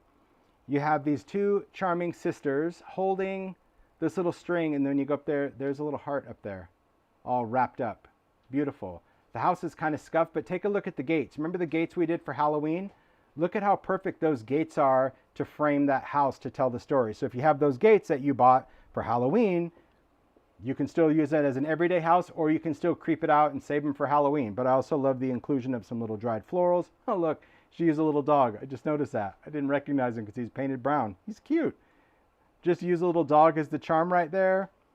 And then we've got that wreath up there. Really cute. So back here, there's a little bit of the collage paper. So anytime you see stuff where it looks like stamped imagery, that's the beauty of the new collage paper. Collage paper and crackle paste. So fun. What a cute make. Look at that. Beautiful. Love that little tray. See, big trays, mini trays, and that's also good because sometimes, you know, maybe you freak your freak when it comes to, you know, what you want to make, because vignettes come in all shapes and sizes. This next one, Zoe created. This is a vignette. This is called a divided drawer because really the whole idea is that it mimics like a desk drawer, but you could use it obviously vertical or horizontal. It has these dividers that can come out, or you can leave them in, so it depends on how big or how small you want the area. And I love how Zoe just created this compendium of curiosities, little books. There's a little, there's some toadstools in a barrel, the trophy cup. There's the mini dome. She's got a little entomology bug in there, some remnant rubs. She's got little drawers just made out of the matchboxes. So again, you can use idea-ology matchbox, or you can use the Sizzix die. I love just the different vials where you add labels, curator, and then just a little bit of moss, and there's tape in the background. It's such a great little detail. See it? I'll try to hold it to the light. Sometimes, there you go. Sometimes that lights up the insides of these little vignettes that much better. Isn't that fun? So this is really nice. You know, this, like, to me, there's kind of different stages of vignettes. Sometimes you want to start with just a little box. Sometimes you want to start with a bigger panel. What's nice about this particular vignette is that it's almost like each little section is an individual story, but super fun. I love that it could be vertical or horizontal. Great make, so fun. All the stories are fun. Speaking of little one, this is a vignette that Marina made. I can actually take this out. This is one of the small, look at this small little vignette box, but look at how much detail is packed in here. All the great details. We've got the little curio knob. There you have one of the new, I love those type tags. I love how a lot of makers really resonated with that one, because it's true. Idea-ology is storytelling. There's a little trophy cup. This is clever. I thought that I put the coin back because I thought it was falling off because it was loose, but no, look at that. She put that coin around that trophy cup. That's super smart. So it does just kind of spin. Look at that. So here there's a new photo booth in the back, a little stack of books. I love how she used the new layers frames because yes, the layer frames were sized to fit vignette boxes. So you can use the frame right over the front of the vignette box. That's done on purpose. So you have just a really quick way to frame a vignette box. So that's another great use for these layer frames. What a charming little make, and it just sits up there. So if that's not a photo booth, it could be somebody you know. It could be birthday. It could be any kind of little celebration. I love that. I agree, Tami. I want to move into Zoe's little curiosity. Look, little bird up there. So see, that's from the Sweetheart Adornments, and then the little clover. So cute. I just can't get over this idea. This is so good to put it around a figure stand. Wow. You know me. I like things that move around. Here's another make that Marina did. This is a clipboard. So much like the clipboard that Vicki used as part of her vignette, the idea-ology clipboard is a structure in and of itself. It is designed to work all on its own. This piece is removable. It has these little hitch fasteners that you unscrew. You take it off so you can paint it, or foundry wax or alcohol ink. Marina turned this gold. I love how she used a Sweetheart adornment on the front just to make it all match. Then you can see the background is done with collage strips. So you can just take 2 of the large collage strips, or you can use 3 of the mini ones. But it's just nice to have that scale. There's that little bit of tape. I told you, you're going to see it pop up everywhere. It's a perfect little filler. I love these little botanicals. These are real. They're like dried botanicals in there. Then we've got the little stack of books. There's a little heart from Sweetheart Adornments. Keep room in your heart for the unimaginable. And then lucky is a state of mind. I love how she used a little dome. There's the figure stand, the little clover. That's the other sweetheart adornment. Then we've got the frame. So in Ideology, we have a whole series of small little deco frames. So mix and match, use old and new, use what you have, use your stash. It is all designed to work with stuff that we've developed through the years. Even though it's retired, get it out, use it, don't save it. What are you saving it for? Unless you're planning a museum, but I don't think you should. I think you should really do creative stuff with it. I love, that's also a retired piece, that bow. What a charming little make. I love the mini clipboards because it's such a great project start to finish, and beautiful, beautiful colors. And look at that photo booth. Love that. Absolutely beautiful. Stories. It's all about the stories. All right, we have a lot to cover. We're not even anywhere close. That's all I'm telling you. This is going to be hours. All right. This next one, Luise created this. So now we're going to get into a few books. So what I'm doing is I'm going to talk about structures, bring in a few books, talk about structures, bring in a few books because, well, books are packed with detail. So Luise created this. You can already see it's grunge goodness. There's a lot of, this is all the collage paper. I love how she kind of melted it, just kind of burned it, just maybe used a little brush and just started opening this with a wet brush to make it look like it's just been singed across. You can see all of the tape. This is all collage paper on fabric. So this right here is Eclectic Elements. I recognize that. Looks like abandoned fabric. And this right here is one of the folios. So this is, I'm going to guess, yeah, this is the booklet folio. So you can see here that, you know, even attaching the signatures, see the two signatures inside? I love how Luise took that and then just kind of covered up the mechanics. So even if your strings went through, she still added other elements. See, just remember, beautiful thing is never perfect. Amen to that. There's a little heart. Look at that. I love that finish of just the collage paper. All right, let's open it up and see what we got inside. So many fun things. All these little nuances. We've got transparencies, paper doll poses, just stuff that is tucked in everywhere. I love how Luise really gets her grunge on. Yes to that. You can always incorporate your die cuts. There are those frames. I love the stitched element of the frame. See what I mean? Like you can ink up that thread. So the thread that's stitched on those frames, because these frames are coated, you can ink with distress and then wipe off the ink from the glossy, but it will still stain the thread. So you could have pink, blue, any color you want of the stitching. Then little buttons. I love the collage strips in there. More little paper dolls, the little frames. It's just fun. And then that big background. So if you struggle with stamping into journals, especially if there are a lot of textures, that's where these collage papers really come in. And that's why we're so happy to have such a variety in the pack, because you really get that big, bold, vivid design. There's the tape, the cello tape going right over that. These are some older Ideology. Those little linen pieces. See, that's the layers. Photo Studio. Because yes, the backs are the same size as the fronts, because there's two different sizes, so you can match and make a little frame there. I love all these little inclusions, just fun. Little tags, you can cut out pockets, envelopes, anything that you have from your dies. There you go, put a little eyelet in there. But see, look at the collage strips. It's just a great pop of color mixed with your layers. I also like how she just took these signatures, because remember, these signatures are like little sections, if you will. But it doesn't mean you can't cut them. You can turn them into anything that you want. Take a little tag. I love that little notch. There's a little bit of shattered in there. So good. More tape, little stencil chips, alcohol ink. See, you can put a little alcohol ink on there. Tiny attacher, because they are paper. So good. Again, more little tags. These are all Ideology. So Ideology, they're called salvage tags. And they're all random little tags of all these cool things. More sellotape. Little seal. Oh, wow, look at that. Hey, so she used the charm from Sweethearts. You see that? Because that's a wax seal. I love how she used the metal as a stamp for the wax seal. Very clever, Luise. So, yeah, you see that? That was the flower charm, because the charm's not in there, so she must have stamped with it. Very cool. Wow, that's neat. Oh, I love all the little paper strips. See, books, there are a bazillion details. That's why you need to follow these makers on social. Many of them do like YouTube videos where they go through everything. Really, really important, because, well, there's only so much I can cover in a live. So many ideas. I love these poses. They're just fun. See, he's just kind of hanging out with his arm. Absolutely beautiful. See these frames? They are magic, because they are layers, so they're not chipboard. I know we have a lot of baseboard frames, but the fact that these are that paper really lend themselves for things like journals and books and scrapbook pages and grunge. What a cool book, right? Look at that. Take that twill tape, tie it up. I can do that. Look at that. Bow. Oh, see. Oh, there we go. It's not the best bow, but it works.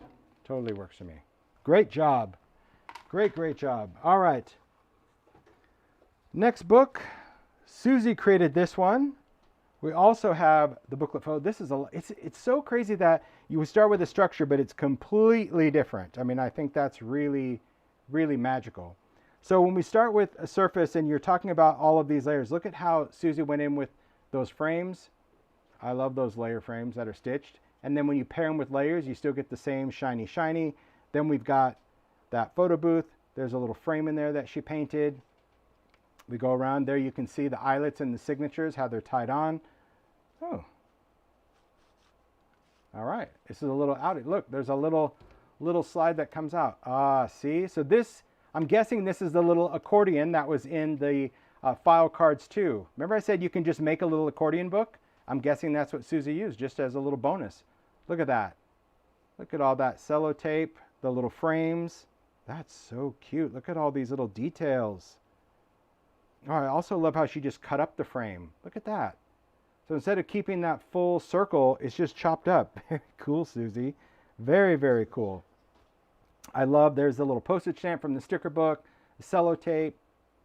See, I told you, it's going to be tape everywhere. Tape for days. I told you, you're going to go through a pack, you're going to be like, oh, there's a lot. Until you use it, you're going to want to tape the world. Look at those collage strips. See, they just make quick work of doing backgrounds that look like you did all of this piecing. This is one collage strip right here. And then you fill in the blanks with the paper strips.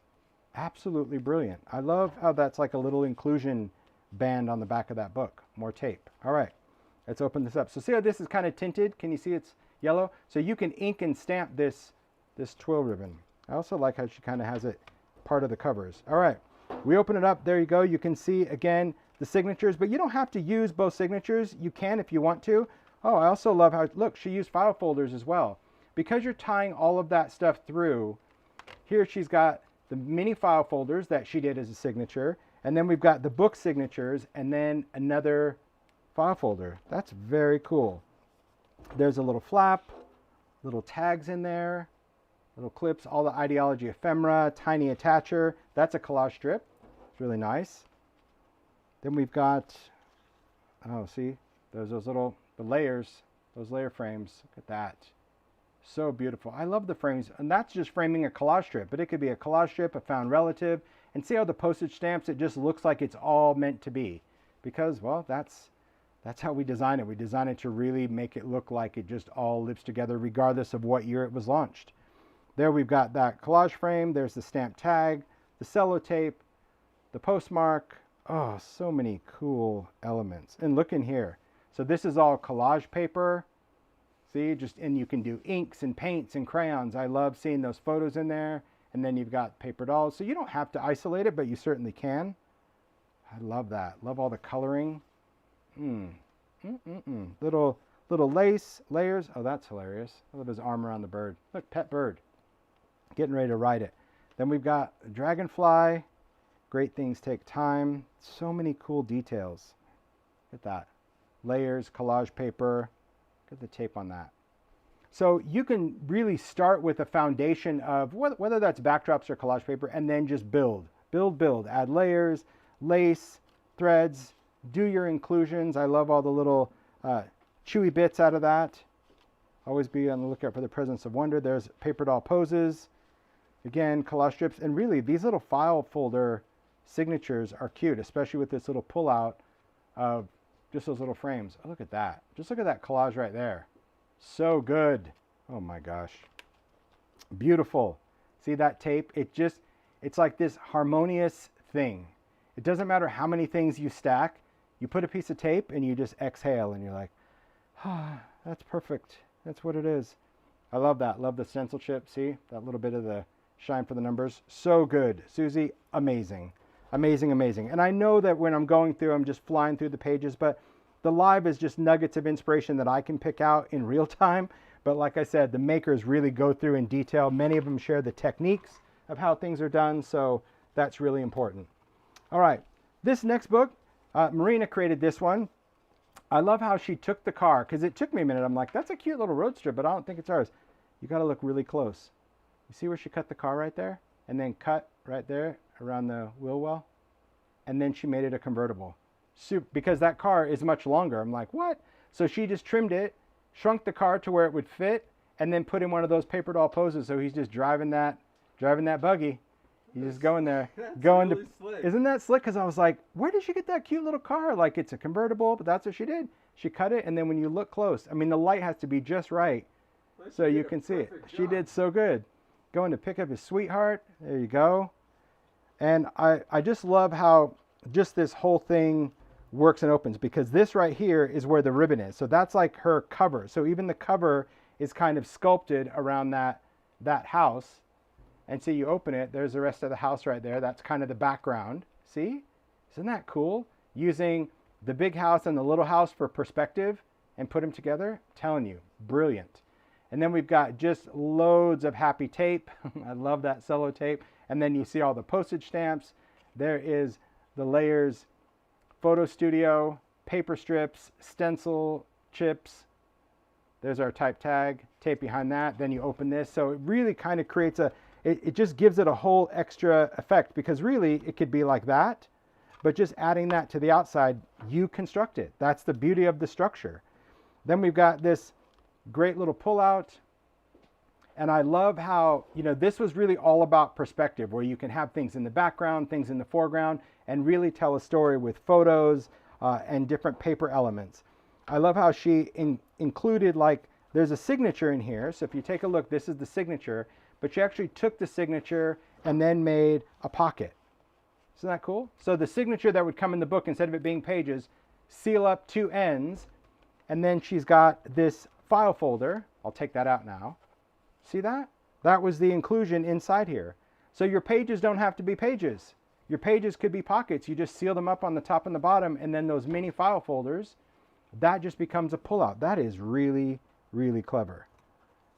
I'll put that back in just so you can see again. So, and I'll take it out again because I want to look at it. But here we've got, again, the frame, little photo booth, paper strips. This piece just folded down because it's obviously longer, but then it becomes a whole nother page. Then when you flip it, you've got more on the back. I just adore her. There's more of those frames, the stencil chips, more layers, tape for days, and then pull that out, and there we go. Little chunks of the collage strip and the stamps. This is brilliant, right? So all of these elements, it's about taking apart and just kind of reassembling, but this is why we wanted to do these book structures. And I hope you guys like them. I hope you use them. I hope they stay in the line for a while, because at shelf level, they look pretty boring, but the possibilities, endless. And here's the brilliance. So when Marina was making this, she was building stuff, and she's like, I ran out of room for the second signature that comes with it to actually put this in the book. So what does she do? Well, she just makes another book just from the signature. So taking those signatures, you can just use that book as a cover, and then you can take the signatures and make another book from those. Just stitch them together. So here she's got a little linen as the spine, just threaded those together, and now it's like a 2-for-1. So she uses the cover of the book and then uses the signatures to make another book. Like, why not? That's just brilliant, just to use the parts and pieces. So I love how she just incorporated different elements. Again, taking some of that, you can use the collage paper. You don't always have to glue it. Remember I said it's like really wonderful tissue. You can ink it, heat it, crumple it, use a little cello tape. There's the postmark and the photo booth. This new cast of photo booth is really, guys, it's magic. It's so, so good. There's the paper strips, little clippings, but I love how Marina just does these great little collages, just taking pieces and just doing a little block work. Little mini clip, see, in there. You can have little envelopes, pockets, whatever it is that you want to do. Add little stamps to it. I love those postage stamps. Add any of your favorite dies, paper dolls. Just cute. So, so cute. I love all these little details, right? All these little inclusions. There's stuff hidden everywhere. And photo booth really allow you to tell such a great story because they have so much personality, don't they? But I love how she cut up the collage strips because although they're in a strip, as I mentioned, you can just take those strips and just chop it up. You don't have to leave them connected. Chop it up and then you already have all of these perfect panels of ephemera just to use. Absolutely brilliant. Those stamps. See, I agree with Tami B. Like postage stamps, they, you know, it's one of those things, obviously it's been around, but when you see it from the art world, I think just having them as stickers really are nice because you don't have to steam it off of anything. You have it. Look at that. A 2-for-1 right there. That is brilliant. Great job, Marina. Love it. I just It's love so the car. clever. I know. Isn't that car clever? just kills me. It took me a minute. I'm like, where did she get that car? I know it looks familiar, but it's obviously smaller. All right. So from books, we're going to go into some other makes, and we're going to talk about cards because sometimes I think in the world of ideology, if you're just a card maker, you think this line is not for you. And that couldn't be further from the truth. You can use these elements for cards.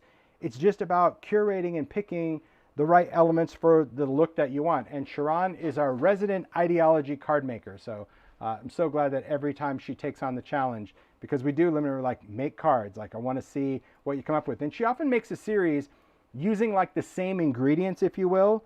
So if you look here, the card, the background is the photo studio. So the layers photo studio. So even though it's got photo, I told you the graphics are so good. So just the color and the swirls, that's the background. Then we've got those layer frames, that's montage. So we've got that stitching. She left the opening open, the paper doll poses, and then she used the type tags. Create your story that makes your soul shine. See? So same idea. You've got the background, that is the layers, you've got the frame, you've got the paper doll. So when you're sitting down, you can open up those packages of things and just use them. So you can use all those layers, just background, background, background.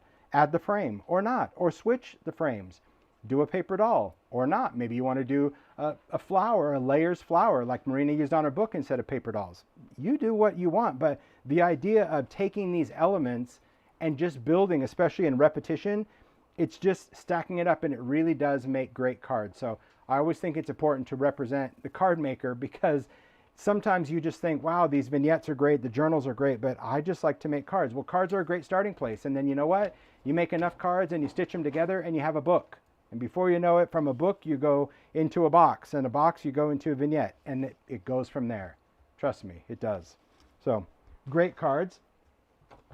Other cards, now these cards were sent to us personally, so I won't open them, but Tami B sent us these cards, so thanks, Tami B. But they were too beautiful not to show in live because I love them. Because look at the card she did with the stamps. Are you kidding me?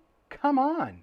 That is brilliant. The background, just sticking all those stamps. Just because they're stickers, you just layer them. So there again, you think there's a lot of stamps, but it depends on how you use them. And use them. They'll only stick around if you use them. So using a whole bunch of them on a card, people go, oh, you're wasting it. Are you? Isn't that why you bought it? You bought it to use it, and I love how this looks. I love how she also added that little bit of sellotape. Those are metallic stickers from Ideology, the paper doll poses. I also love how she just did that vertical stack of stamps, stitched through it. Little backdrops, again, more tape. I love that little pin through the ephemera. But I just thought these were really clever cards when you think, well, what would I do with the sticker book? Well, you could just use a stamp here and a stamp here, yes, but you can also layer it. And that's what I also love. I love that when you feel this, it's all textured because they're all individually cut stamps. Very cool. She was the inspiration for those stamps. I love that she made us those cards. So continuing on with Tami B's zone, take a look at this. And I love that she did another one because I think she did this at Christmas. I don't know if she did one for Halloween or not. So I'm really glad that she took this idea and did it for every day. But first we're going to talk about the outside of the vignette because you may look at this and think like, oh, it's a vignette tray, but it isn't. Although it looks like one of the trays, it isn't. That was the cleverness of Tami. So here she took those stamps and look at the edge of that. It's like just making your own collage paper. How brilliant. So I'm guessing, Tami, correct me if I'm wrong, these were stuck down to a piece of paper, cut into strips, and then sewn. Because obviously this is sewn on. She didn't sew through the wood. But it's almost like she just made her own trim by sticking the stamps onto the paper, then cutting it in the strips, and then stitching them, and then using those strips all the way around. But isn't that cool? I love this. I do. It's like, and I would think like, oh, I should do paper like that. But you know what? Paper won't give you this. Paper won't give you that same layered look that you're going to get with these stickers. Tami I said absolutely yes, love it. exactly. Yeah, that's brilliant. So what she did is she took 3 vignette boxes. There's a square vignette box and 2 rectangular vignette boxes and glued them together. So it looks like a tray, but then you get this double-sided make, and there's actually tiny lights. See how she hides hers? Oh my gosh, hidden. Let's light it up. Look at that. So we've got 2 vignettes on one side, and then when we flip it over, we've got the inside of the square. So it's like the openings of the rectangles face that way, the opening of the square. Isn't that great? I think that's really cool because now like this is on a table or something where you see both sides. So good. But she's inspired by vintage. I love that Tami B has totally got the vintage bug and shops with so many great people on Instagram as I do. But I love these little scenes where she's got the trophy cup. I love how she used the idea-ology bouquet in the trophy cup because there is a little divot. Beth will attest to that. I don't even know what version we were on of that trophy cup. And I'm like, but I need the trophy cup to have like a little hollowed out spot. It can't be flat. And they're like, seriously? But look at that. So thanks for the validation there, Tami B. That's why. Look at the little flowers. Little stacks of books. There's that floral. I love the spoon. That's also idea-ology. I love this little pockets. All these little photos and mementos. My sweetheart, a record of the past, fragments of the soul from the heart. This is where clippings come in. It always makes Paula happy when she sees how the clippings get used. There's our little dome. There's a little dog. He's so cute. Love the adornment arrow in the bottom. There's that lens in the back. You see that hanging in that baseboard window? So that just looks like a picture frame. I think that's really cool. I absolutely love it. The tiny books, I see that. What are the tiny books? The makers make the tiny books. So in idea-ology ephemera, in many ephemera packs, including seasonal, there are book covers. So it's the front, spine, and back of a book cover. And there's many tutorials. Tami has a tutorial as well, where they just tear little pages out of an old book, but then use these book covers so everything is to scale. So see that little butterfly? This is all idea-ology ephemera, but the little books are handmade really with ease, just tearing strips of paper and gluing them in. So there's many tutorials how to make those, but you'll see them in a lot of different makers' makes. They're cute, aren't they? Love the little books. All right, then we're going to flip this around. Oh, look. Oh, see, look at that. There's a little collage on that salvage heart, little lost and found. See, just remember, a beautiful thing is never perfect. I love that. I had fun writing those. Then we've got that wonderful little stitched element around the frame. And I agree. I saw Paula's commenting on the lighting is perfect. So you see, I was like, she tucked the tiny lights up there, but because she put this little paper trim, this little facade, it just casts the perfect glow when it's lit. You don't have to light it up, but it sure adds a wonderful effect when you do. Then we've got the photos. I also love these little letters. That's really cute. Tied up. There's that little bird. So good. All the details. Details matter. They absolutely do. And what a great place. So she kind of created that little faux notebook, and that's where her tiny lights are hidden. You know, because in this one, because it sets up, like, you got to put it somewhere. So usually you can put it on the back of something, but in this case, there's a front and the back. So really clever just to hide that, because you can still take it out and replace the batteries, but makes a huge difference. Absolutely beautiful. Charming ideas. This is what I was saying. You write down those ideas. Make books from ephemera, stacks of letters, postage stamp trims. Love it. Great job, Tami. And I kind of put a lot of postage stamp ideas together because I thought, well, I thought it was really clever how people use postage stamps in totally different ways. This next make, I'm going to turn this on. Richele created this one. It's got 2 bits of tiny light, so 2 strands. So down here, that lights up the stencil chips, and then up here, it actually lights behind there. So see, it kind of, in the dark, it really casts a beautiful glow inside. So Richele did this. This is an Etcetera tag. These are from Stampers Anonymous. So Etcetera is this thick board. But I love how she did the stamps, and she kind of left the gaps in there and put it over the black. So it really gave it a totally different vibe. Definitely much more industrial. She's got the gears.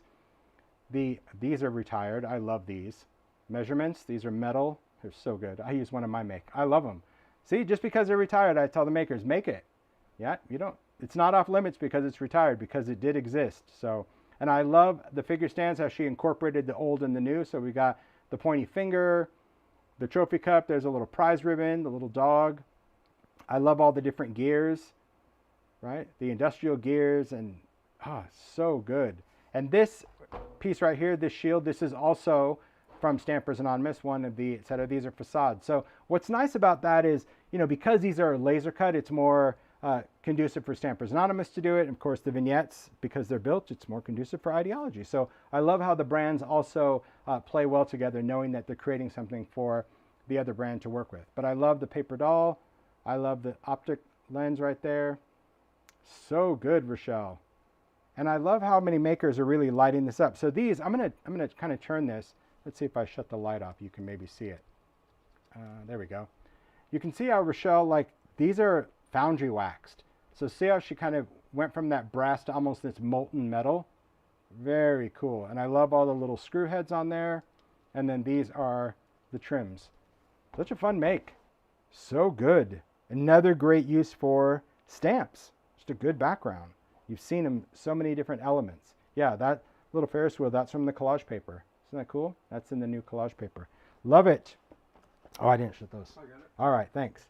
Then a couple more postage stamp makes. Cheiron created these. So these are the vignette boxes, also the squares. But like I said, you don't have to use them as a vignette. You can use them as a panel. And take a look at these brilliant ideas. Look at that. I mean, how clever is that to take the faces of those postage stamps and put these on those paper dolls? So brilliant. They were perfectly happy. I love that. And just made these art panels, because these art panels can stand up. These art panels can hang on a wall.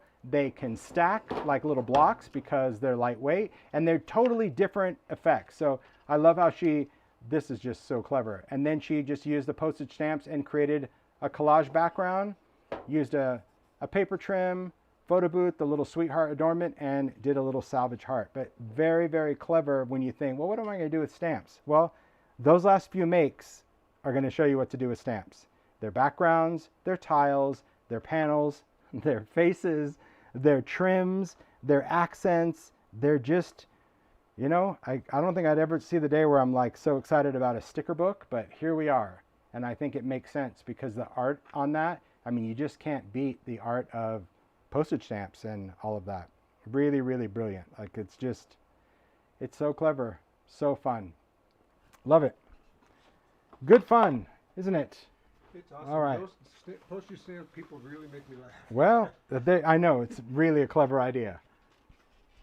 Speaking of clever idea, take a look at this vignette panel that Paula did. This is where, like, stamps. If you're not convinced about stamps, like, I think Paula, wasn't this the first ideology make you made? Like, you took out the stickers and you just started sticking them down. I love, this is a vignette panel. So the panels are bigger than the trays. This is actually a square. It's really just a wonderful, it's the same kind, it's the same vignette material, but it's just a bigger structure that you can use. Again, you can use it on the inside or the outside, but this one's really meant for a panel.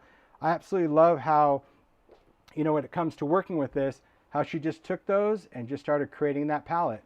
Just kind of filling in the blanks, just doing that whole background.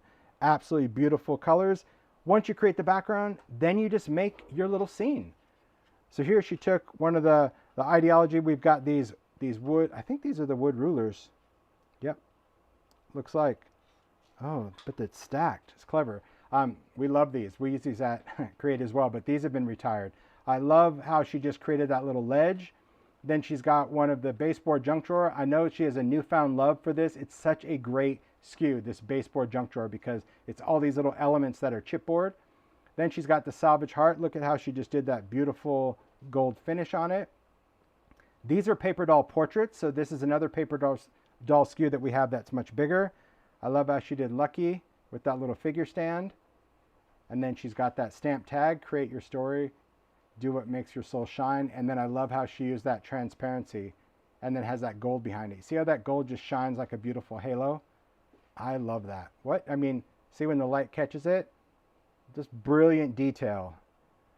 Inspired by stamps. Like, come on.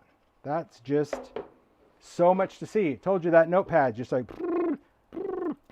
so many things. Very cool.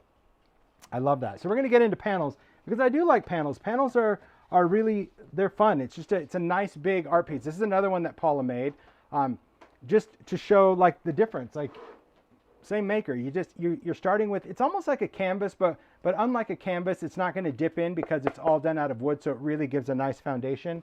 But I love working with these because it's probably one of my favorite structures because you can just go to town on it. You're not restricted to size, and you don't have to fill it from edge to edge either. So here we've got that panel, and I love how Paula went in and took some backdrops. You can see the little bits of sellotape. There's a little stamp there. But then also how so this right here, if you see the Fort Hill, this is an ideology backdrop, but this floral element is one of the new collage papers.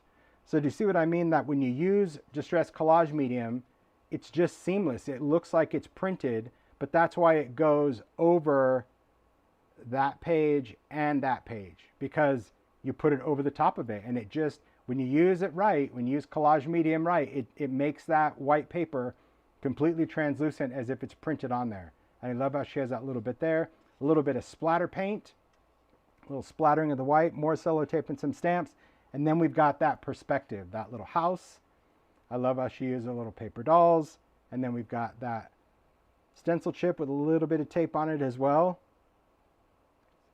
So cool to live with Benoff's Big Adventure. Just love it. It's really good. And you know, sometimes you look at this, you're like, you know, I remember when I was saying to Paul, I'm like, I really want one of your perspective ones, because it's like, you see the house, you see the car, but I'm so glad there's many makers that put things together, because it tells a great story. Really cool. What do you think, Mario? Beautiful. I love everything. Love that house. I mean, I just love the house, period. That porch, It's just fun. It's got great elements to It it. reminds me of that one in town that we saw in the corner. Yeah, vintage. I love just big old houses. I'm glad that we have stuff in the line now just to kind of play. So this next make, Zoe Hillman created this one. Take a look at this. This one lights up too. Make sure, I probably should have turned it on with my pork chop fingers before I set it down. There we go. Lights up, gasoline. Very cool. Again, a vignette panel. And I love how she took the ideology barrels. This was adventurous. She cut these in half. So this is a barrel that's normally three-dimensional all the way around, but she took out her trusty Dremel, I'm sure, and she cut those in half. But I love how she made barrels flat to put onto this make. Then she's got all the gears. I love they're all grimed and alcohol inked and painted and paste. And then she's got the gauge frame. And I love all this moss. So see, you can make stuff, you can alter it as grungy as you want, really. You can do your thing. And this is all alcohol inked back here. And then again, when you turn off the lights, you can see the collage paper in there. Then we've got the car. We got the man and those boys. And then take a look at that little headlight. True story, you'll see my make in a minute. But as soon as I was setting up last night, I actually texted her. I'm like, you are not going to believe. And my make, I think I did maybe a couple days ago. I did that one first. I'm like, we literally channeled. I mean, I had her make for probably 10 minutes. And I'm like, Mario, you're not going to believe this. Look at this. Like, look at this. But yeah, using it as a headlight is super clever. Really, really fun.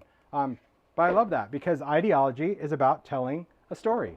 And you can see how that tape just, I don't know, it's something about that tape when you put it on that it just makes everything meld, if you will. Where it just doesn't look like, you know, the paper ends, because you can just put that tape around the edges, because it's that thin that it forms around whatever it is that you want to make. Just fun make. Love it. All right. Here's another make with the car. I kind of put the cars and the panels together just so you can see, like, when you're creating stuff, like, there's so many different ways that you can incorporate this. This is another panel. This one Tami B made. So here her background was all of those layer photo studios. So she just treated that as paper. Oh, wow, that's cool. I didn't even notice that. Look, she's got frames in there, and then she's got the panels, but then I love that. The frames over the top of panels. Tami B, come on. That's brilliant. I just like how that blocks it off. And then, I mean, really, the tape, I can't tell you enough. You might not be into tape, but if you are, you're going to tape everything because it's just what you do. I just love it. I also love, oh, look at that. See that? So she stenciled. I'm like, where? I'm seeing like this doily pattern over the top. I love how soft that doily is over the background. That just gave it a whole nother level of beautification, Tami B. So here you can, it's a good representation of all the different colors that go into that layers pack. And then we've got another one of the facades with a little backdrop, and I love how she used the car, that couple. I love her flowers too. That's hilarious. Sweetheart. Date night. Look at that. I love how she tinted the wheels of the car too. See?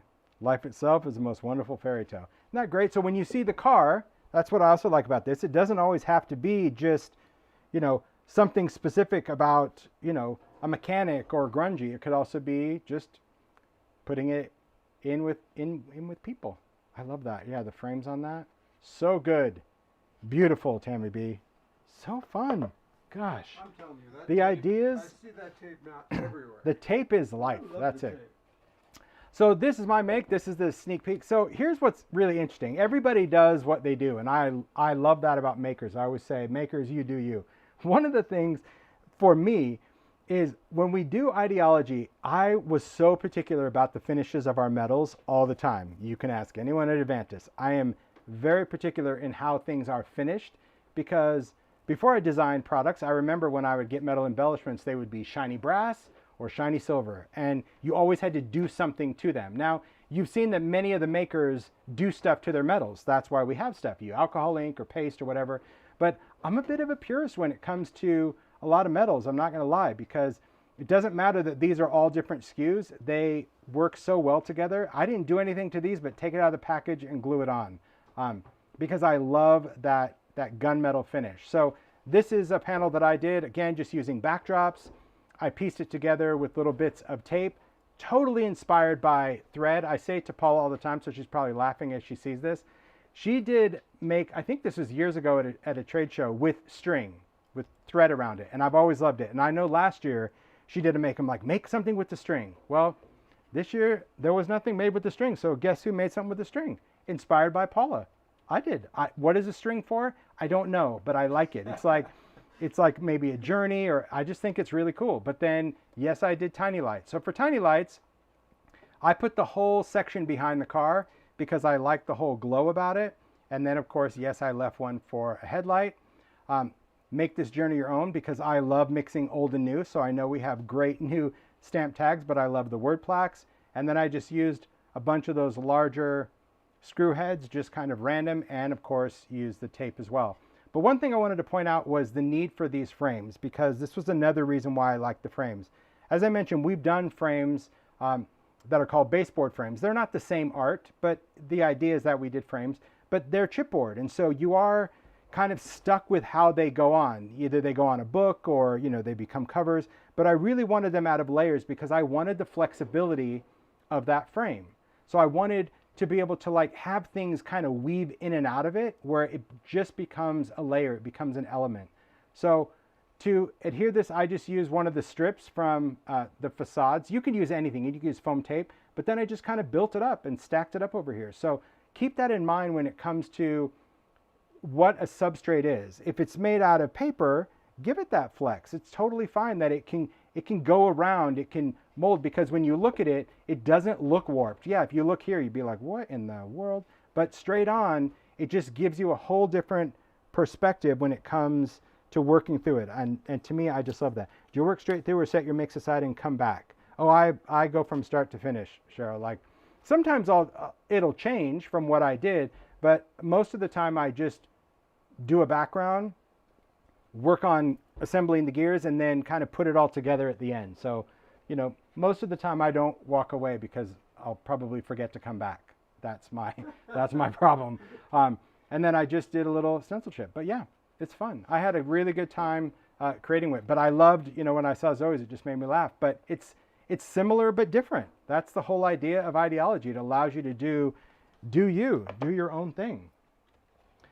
So here's another tray. Emma created this one. Now Emma took a tray and a panel and put them together. So you have the panel, and then she put a small tray on top of the panel. Isn't that cool? So kind of creating a whole nother level. It's how like Paula had at the beginning had a tray with a box in it. Now this is the back of a panel with a tray on it. But I love how Emma used all of the new photo booth, and look at just how she did little stitching on it, all the little bits of tape, kind of grunge it up. did a little bit of stamping on there. It's so charming, all those little details, just using the photo booth. And some of them already come tinted, but you could tint them yourself. You can use pencils or crayons, but many of the new ones come tinted. Like that one, she tinted herself. But I love how she also used the clippings, so like use some of the names, Harold. And then she did like a whole little story where she used those photomatic frames. And I love how she incorporated those frames, did that. The splash of red on the blue is not cool. It just pops, doesn't it? I also, oh, look at that. Look at that little fabric bundle. I touched it and it was squishy. I love the little textile. Very cute. Little baubles, because baubles are a year-round thing. Sweetheart over that salvage heart. That again, you can paint, you can distress it. I love how she made, this is the little tiny vial. She made a little perfume, but it's so pretty. The details, little perfume bottle, the little rolls of fabric. There's a little book here, loving hearts and some letters. And then down here, more books and that little trophy cup and little prize ribbon. So many great details. That's the idea. Stories where you just go and go and go. I just think that's very, very cool. Oh, look at that. Hey, oh, smashing. So this, I just noticed that because this is from Sizek's Vault. I was like, I love this font. And I'm like, wait a minute, that's a die. See? Every face tells a story. That's so cool. So Emma created that. See? I told you that's a good alphabet. I just had no idea she used it in ideology. That's brilliant, Emma. Every face tells a story. That's just good. See? That's it. Magic. Okay. Gosh, I can just gush and gush. We got to keep going. The table is still, well, I don't even know if we're halfway through on the table. Oh my gosh. Frightening, isn't it? Let me know if you want me to fill in. Okay. If you want to take a break. All right, thanks. So let's talk about like things where you're making, but maybe you're not in the vignette scene. So Stacy created this. Okay, so it looks like a vignette, and it could have been a vignette, but we also, you could take a panel, you can take a book, you can take any type of structure, and you can build on this. This just an ideology, Stampers Anonymous, etc. But it really could be anything. So sometimes in the world of ideology, you might find something. Maybe it's an old ledger cover or something that you want to create with, and you just have this little story to tell. That to me is really important to remember as a maker. Don't be restricted by the brand. And sometimes people feel like when they work with a brand, they have to do like use every single component of the brand. No way. You just use what helps you tell your story. And in this case, Stacy did this beautiful background. There's stenciling going on back there, some stamping because she loves to make backgrounds. Then we've got some little elements from collage strips that are stamped and stacked. So this, again, another bit of Stampers Anonymous. We've got these little tiles. But then I love how she did this heart out of all these buttons. Look at that, all these old stitch buttons. And then Sweetheart just stitched on there. And then using these wonderful, I love how two makers just kind of use these vertical lines of photo booth, a little bit of tape. They both did stitching, but different. So similar, but totally different. And I love the little bits of lace and buttons, just great detail. But what a beautiful piece. This could be a family heirloom. This could go into an old frame. This could be hung with a vintage clip or a pant hanger. That would be really cool too. But I love the details of mixing ideology with obviously real vintage or real old elements. So beautiful. Yeah, I love that. Nothing beats vintage buttons, right? Especially ones that are stitched on with the thread. It's like a bonus. All right. So far, so good. Hope you guys are hanging in there because we're going to keep going. I got stuff that we're moving. We've got a lot of stuff. I know. We're going to jump back into some books now. So we've done a lot of vignettes, and now we're going to get back into a couple of book ideas. So this book is from Suzy. So this is the pocket folio. So this is the one that has those pockets with that long accordion with the chipboard covers. But there's two different versions, and I love how both makers just kind of adapted it a little different. So Suzy's detail, always so cool. So many different ways to actually construct and deconstruct books using the covers. But here, instead of taking that where you could pull it apart, she just created that spine. Can you see that? Just out of some fabric using some of the collage paper. So that just reinforced that, and then use some of the sellotape. These are the collage strips. So these are still the covers, but then these are just kind of attached, if you will. Because the seam is here, you can't open it like an accordion, and now you've got, well, like a pocketbook, if you will. Just really, it's a charming way to just add this book element. So I'm never sure what, oh, here we go, look at that.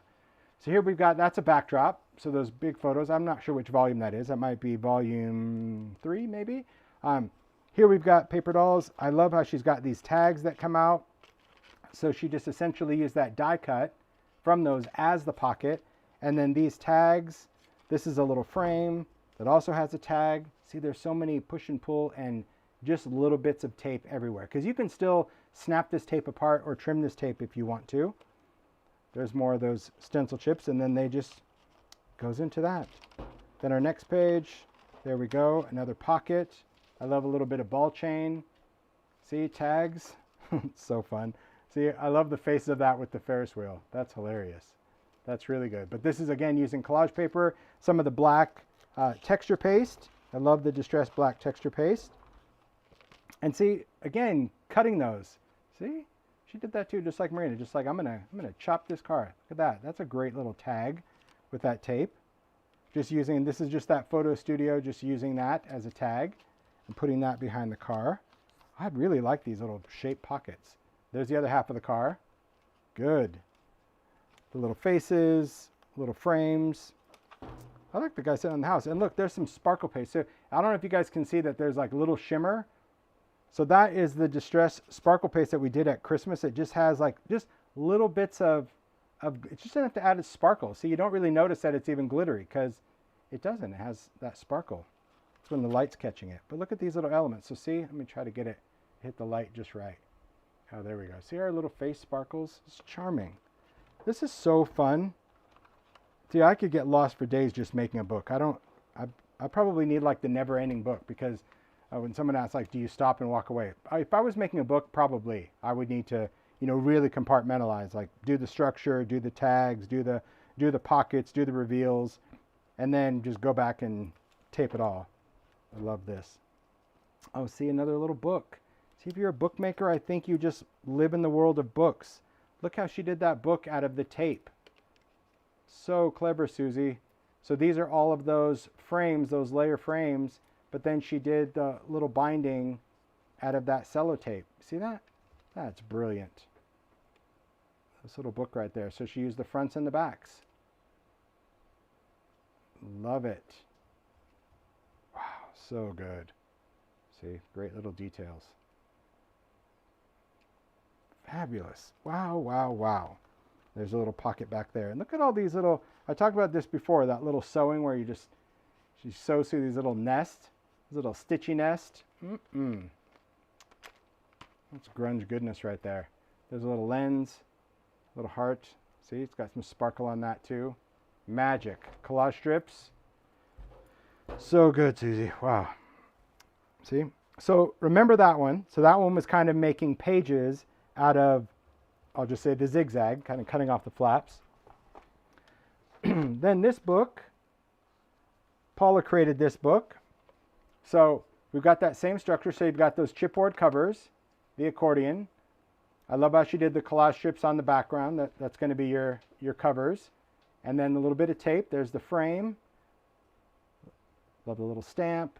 But then this, because there was a note that says slide it off. Thanks, P. I don't have to untie. She knows I'll never get that bow to look like that if I had to retie it. But look at that little detail on that twill. Isn't that clever? I love how just sometimes a maker will just surprise you with a little, look at this. That's great. Little buttons and just stitched on there. It's a great little slide. But then her book is like accordion. So this is what that book is designed to do. So again, Suzy's, now that you just saw the other one, kind of created that spine which held these together. And then these were more pages where Paula left that open. So now you have this wonderful, fabulous accordion. That's what we did. And this was really where Paula was like, man, I would love a big accordion book where I didn't have to have all of these seams. I'm like, maybe we can get a piece of paper that long. Only one way to find out. And well, we did. So we're going to take you through them, and you can see really just how many panels this has. 2, 4, 6, 8 panels And that book of that book. That long. Yes. Wow. One sheet. That's long. That's the beauty of it. That's when it's like, I don't know if we can do it. Only one way to find out. So here we'll just go through that. You got backdrops. Again, you see that collage paper. Anytime you see that rich image, could you stamp? Yes, but truthfully, when you stamp like this, it never comes out as intense as it does when it comes as the collage paper. I love seeing these frames and these layers. So if you're a card maker, okay, just look at this and that could be a card. Just that frame, that photo, that stamp, that tape, done. And you open it and there's a sentiment.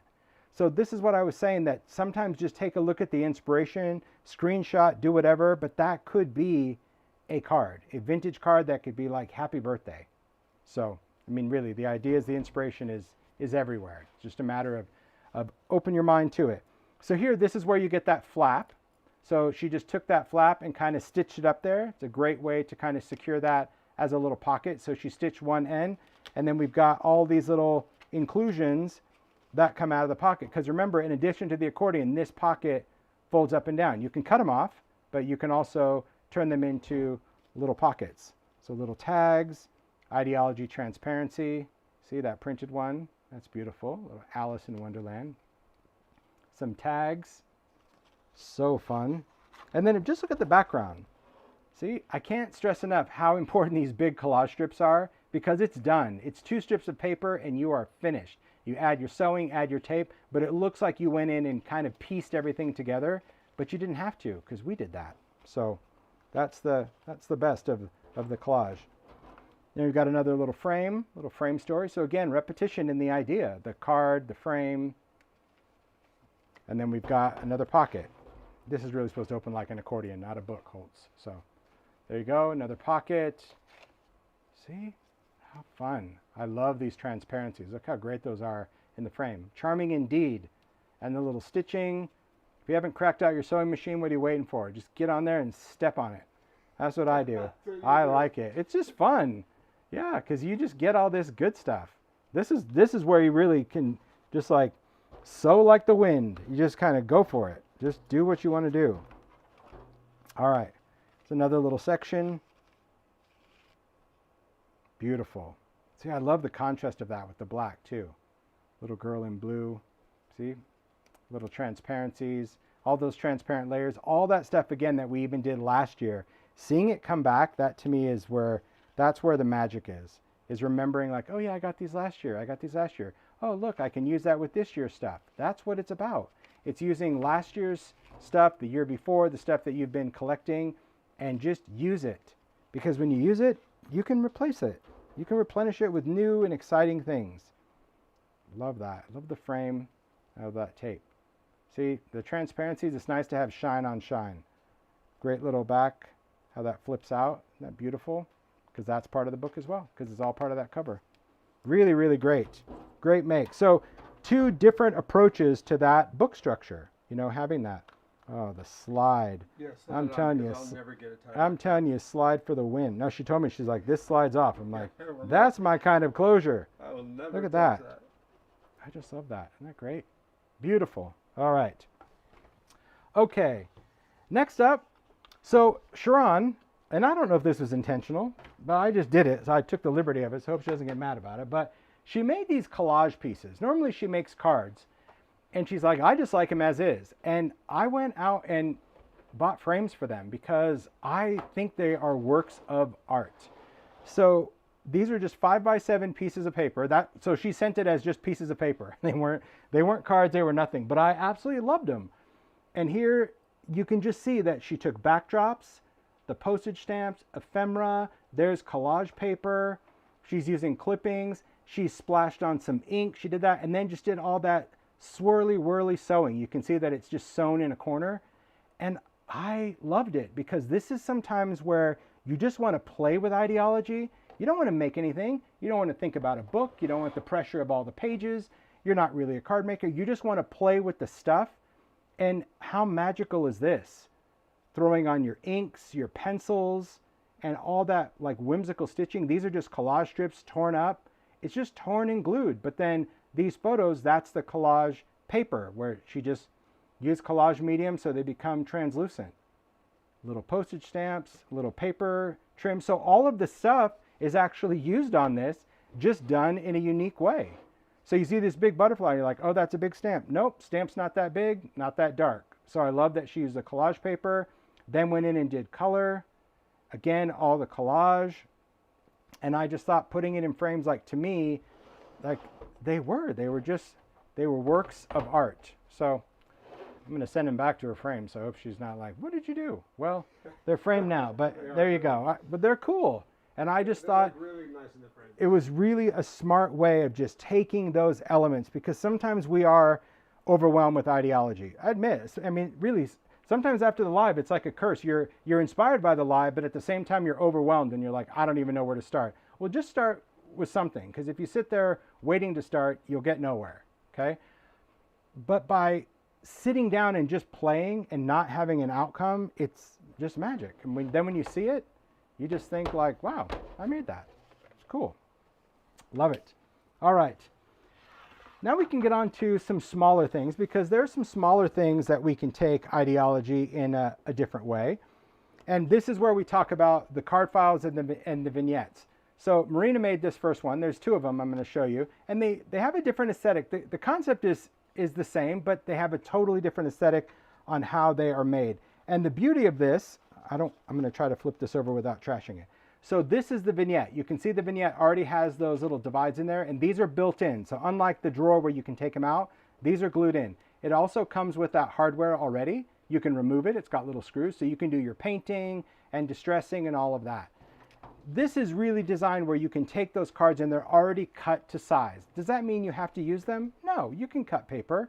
But we wanted to do those file cards in 1 and 2 because it does give you that structure, that foundation to just embellish and then stick it in the drawer. Because sometimes you don't want a book. Sometimes this is really great for techniques as well, because as a maker, you can just pick something up and play around with a technique and then start building a drawer, and you have an entire drawer of little creative ideas. It could be any of that. You don't have to sit there and go, okay, I'm going to make 15 things to put in this drawer. Well, if you're a maker, then yes, you do have to do 15 things. But at home, you can just make whatever you want. And I love how, Marina, I can't wait to open this stuff up. These are going to be like opening a stocking at Christmas. All right. So we've got this little, because one of the new file card twos is this little accordion. So let me see how I struggle with bows. I'm telling you. So bow challenge. I love how she used the stamps for that little cover. There's the little heart with that. I love that with the screw head. So that right there, that's one of the cards, and all she went in and did is embellish. And I say all, but look at all the great layers. You got photos and trims and papers and stamps and tape. I love that the little remnants of lace. You can do a tiny attacher. But look at all that with the photo booth. I love the little bit of the lens right there. Really fun. But this foundational piece, already done. You just get to go in and embellish it, decorate it, and then you have a little book that goes into the drawer. And you can mix and match these. I'm sure I'm going to mess this up a lot. But here you've got just a great little card with a button. And sometimes you have just all different things, right? They could be cards. They could be things that open. They could be pockets. They could be things that you die cut where you can do inclusions in there. So you can have mini cards in other cards. You can have things like this that pull out. So this is that pocket that I said has that circle die cut. This is the impresslet. I'm not sure if by total coincidence that impresslet is the same size as the circle, but it looks like it, that Marina did. But that's that's the seal. But I don't remember it cutting out. I think maybe she used a circle punch. Not sure, but I love that idea as the trim, because normally that's like a seal. I don't know. If Marina's here, maybe she'll tell us. I think that's really cool. But I love how she's got a card. So remember, she trimmed down the card in order to fit that in there. And then there's the photo in there. So great. There's another one. See, the little pinked edge. Because I think, was this called like a switchlet? I think it was a very limited idea, but the idea was good. So this is one of those embossing folders that came with dies and magnets. It was a Gen Long idea. And it came with, I think, 3 different rings that you could put around it that it would cut it out and create that paper seal. But I'm not sure. I think that you'd have to then cut out the opening to match. But I love when they stump you. I love that. Well, because I recognize it, I'm like, but I don't think it was a frame. I think it was more of a seal. But if you have a circle punch, then you just punch out the inside. It's really good. I do love that. All right, so this, okay, these are two separate pieces. See, sometimes the makers will say to Mario, like, this is the order I want it in, and then he gives it to me, and then all bets are off, but that's all right. Oh, look at that. Look at the background. See the paper trims? Look how Marina just went in and created a little interweave of that, little photos. Is this open? Yes. Is there something in there? Yes. A little card. Beautiful. Little magnet. Thin magnets. A magnet that I could understand. Look at that. Another one. Little stamp. Collage paper. I love the magnet. That's really good. Another little card. But look at all these beautiful details. The paper strips. I love this photo studio because it's got all that great foxing. You can use backdrops, the tape. Just charming. What a great make. And then as you're building this, you just put this in there. Someone asked, what's the best kind of glue for this kind of work? Collage medium. Collage medium for the win. Everything collage medium, because it's just, it really is, it's the best glue for all of those, because that's glued, everything can be glued with it, and it gives you a beautiful matte finish. Absolutely love it. So, great vignette. Then we have another vignette. This is from Luise, so you know it's going to be grungy and full of surprises. I'm not sure. I haven't opened this up yet, but we can just start by just looking at how she altered the side of that drawer with all of those tiny stencil chips. Isn't that cool? Look at that. All those letters, and just, you can use grit paste, you can use embossing, just like cool. So this one, you can kind of see, there we go, from the side, that it just cascades up in height. That's another thing. So yes, we have a lot of elements that all have the same height, but it doesn't mean that you can't add your own stuff by any means. Just use it. Use those elements to just kind of build all sorts of things. So we're going to start tiny in this first one. Well, this kind of makes sense. See, there's even a little number. Oh, I get instructions. On all He does. Yeah. Yeah, so I'll try to follow them. Back in the right spot. But I love how these things are just the little short works of art. You've got the little tags, you've got stamps, that little cascading pocket, because this is that library pocket. This is the pocket, but then it's just cut off. So instead of keeping the height, now you just made a little short pocket. Or taking any of the books. So this is a little, oh, I'm not going to open this pin. But I'm sure, oh, maybe that doesn't. There we go. Tiny clip. I can do a tiny clip. Oh, there we go. There's a little book with stamps. I love these little idea. I thought I had to unpin it. I was like, oh, heck no. Look at that. Tape, ephemera. I love all the details that makers put into their work. This is really where I think you can get lost in the creativity of things, where you're just playing. Oh, see? Very similar idea as Cheiron. Just put a head on it. I love that. It never fails. There's always going to be makers that just kind of channel the idea, and I think that's so cool. So good. I love that. Little tiny clip to hold the flap down. See? Then you could have a little card that comes out of that. Do inking. Yeah, Luise does so much work on creating these elements. But see, the pieces, it could just be a card. Just take a photo. Oh, look at this little charm. Just using the optic lens. Looks like it's filled with a little bit. Could be glossy accents. Could be ultra thick. I love that. Does this card come out? Yep. Look at that. Collage with the stamp. So good. So good. But look at this next one. I told you, it's like opening your stocking. There's all sorts of little ideas. Look at that. I love just all those little layers of the stamps, the photo booth, the collage papers that are in there, and then all of these stamps from that sticker book. Just so good. And I love how she kind of made a little stamp holder. There's some glassine there, so it looks like a little pocket as a stamp collector, adding some little grunge elements. Those are all the fun all the little bits. Oh, there he is again. So good. Oh my gosh, that is hilarious. So good. There's collage paper in the background, the paper doll poses, and again, same little pocket. So kind of once you find your groove, your rhythm for this, I love how she went in and just cut the different height just to create that stagger. Everything that makers do, and I say this every single time to them as well, they do what they do so well because they do them, right? Sounds weird, but instead of you do you, they do them. They do.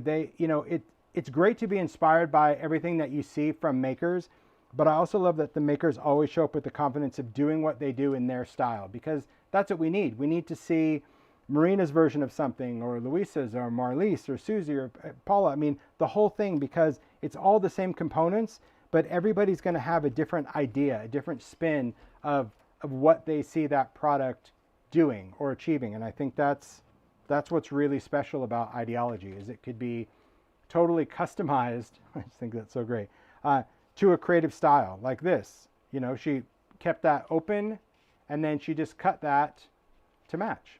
See, really good. So it doesn't have to be an envelope. You can just glue paper on it, reinforce it, and now it could be this little envelope. That to me is what's always so refreshing when I do these lives, is just to see how the products that we design with a specific aesthetic, just gets in the hands of makers and it becomes something completely theirs.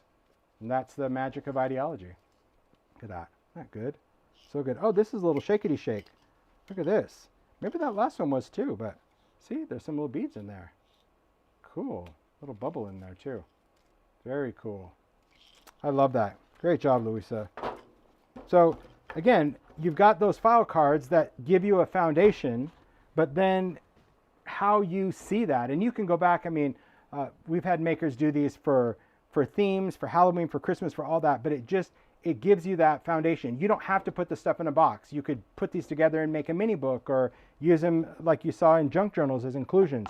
So many ideas for all of those file cards and card files. A lot of ideas. All right.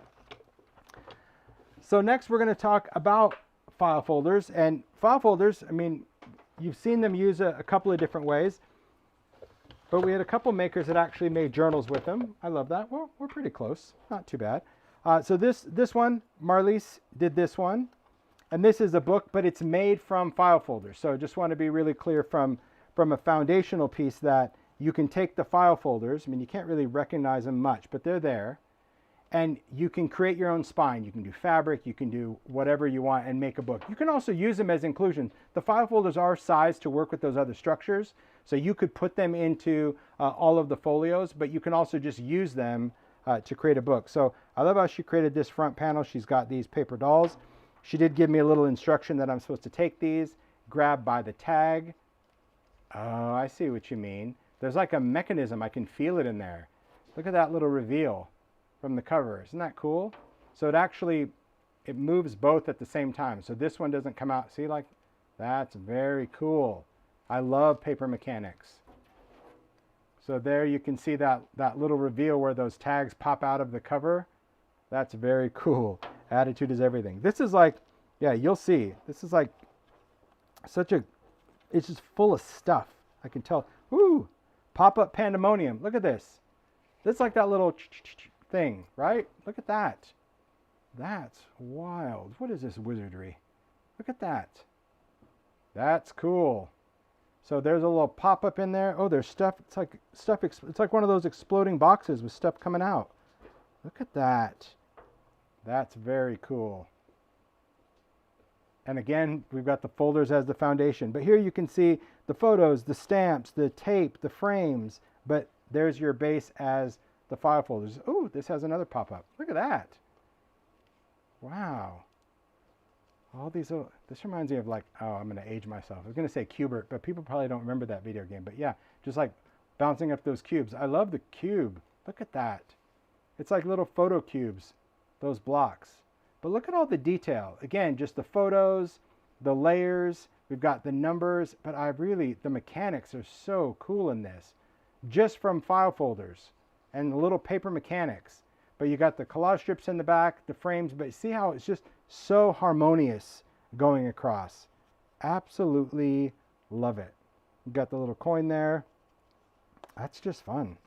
And then you've got the back piece. I'm like afraid to, I don't know. Should I? Should I pull this? Do it. I don't know. What does this do? There was no note. Oh, look at that. This is like a little valise.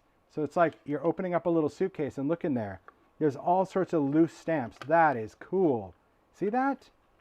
So inside are all these little stamp pieces, right? Just cut from the sticker book. And then it just folds up. So it's like a little paper bag fold, like a little lunch bag.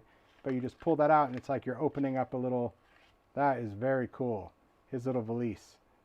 Love the details, Marlies. Just, yeah, grungy interaction. I mean, this is a lot, but very cool. I think that paper mechanics alone, absolutely amazing. So very cool. And Marlies shares a lot of stuff. Really, a lot of the makers share techniques and tutorials. That's why it's important that you follow them.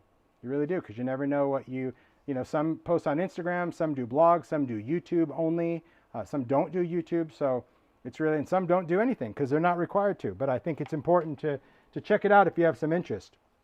That was a cool book. So this next one, Paula created. Take a look at this. So here she created, same thing, file folder. So she just made a cover, that little album cover. This is just a backdrop. So what a great use for that backdrop, huh? Just creating that ledger cover. And then she did this band using some linen tape. It's got a little button closure.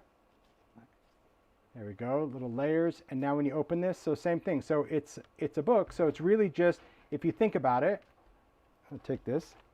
You have just the backdrop. So create that cover. You can use mixed media, heavy stock, chipboard, any of that. And then of course we have all of these folders that become signatures. And you can just see, like, love all the wonderful little details of the layers and clippings, the little threads. I love how the folders are covered in backdrops, using the layers and the frames, little inclusions, tags that come out. See, look at her.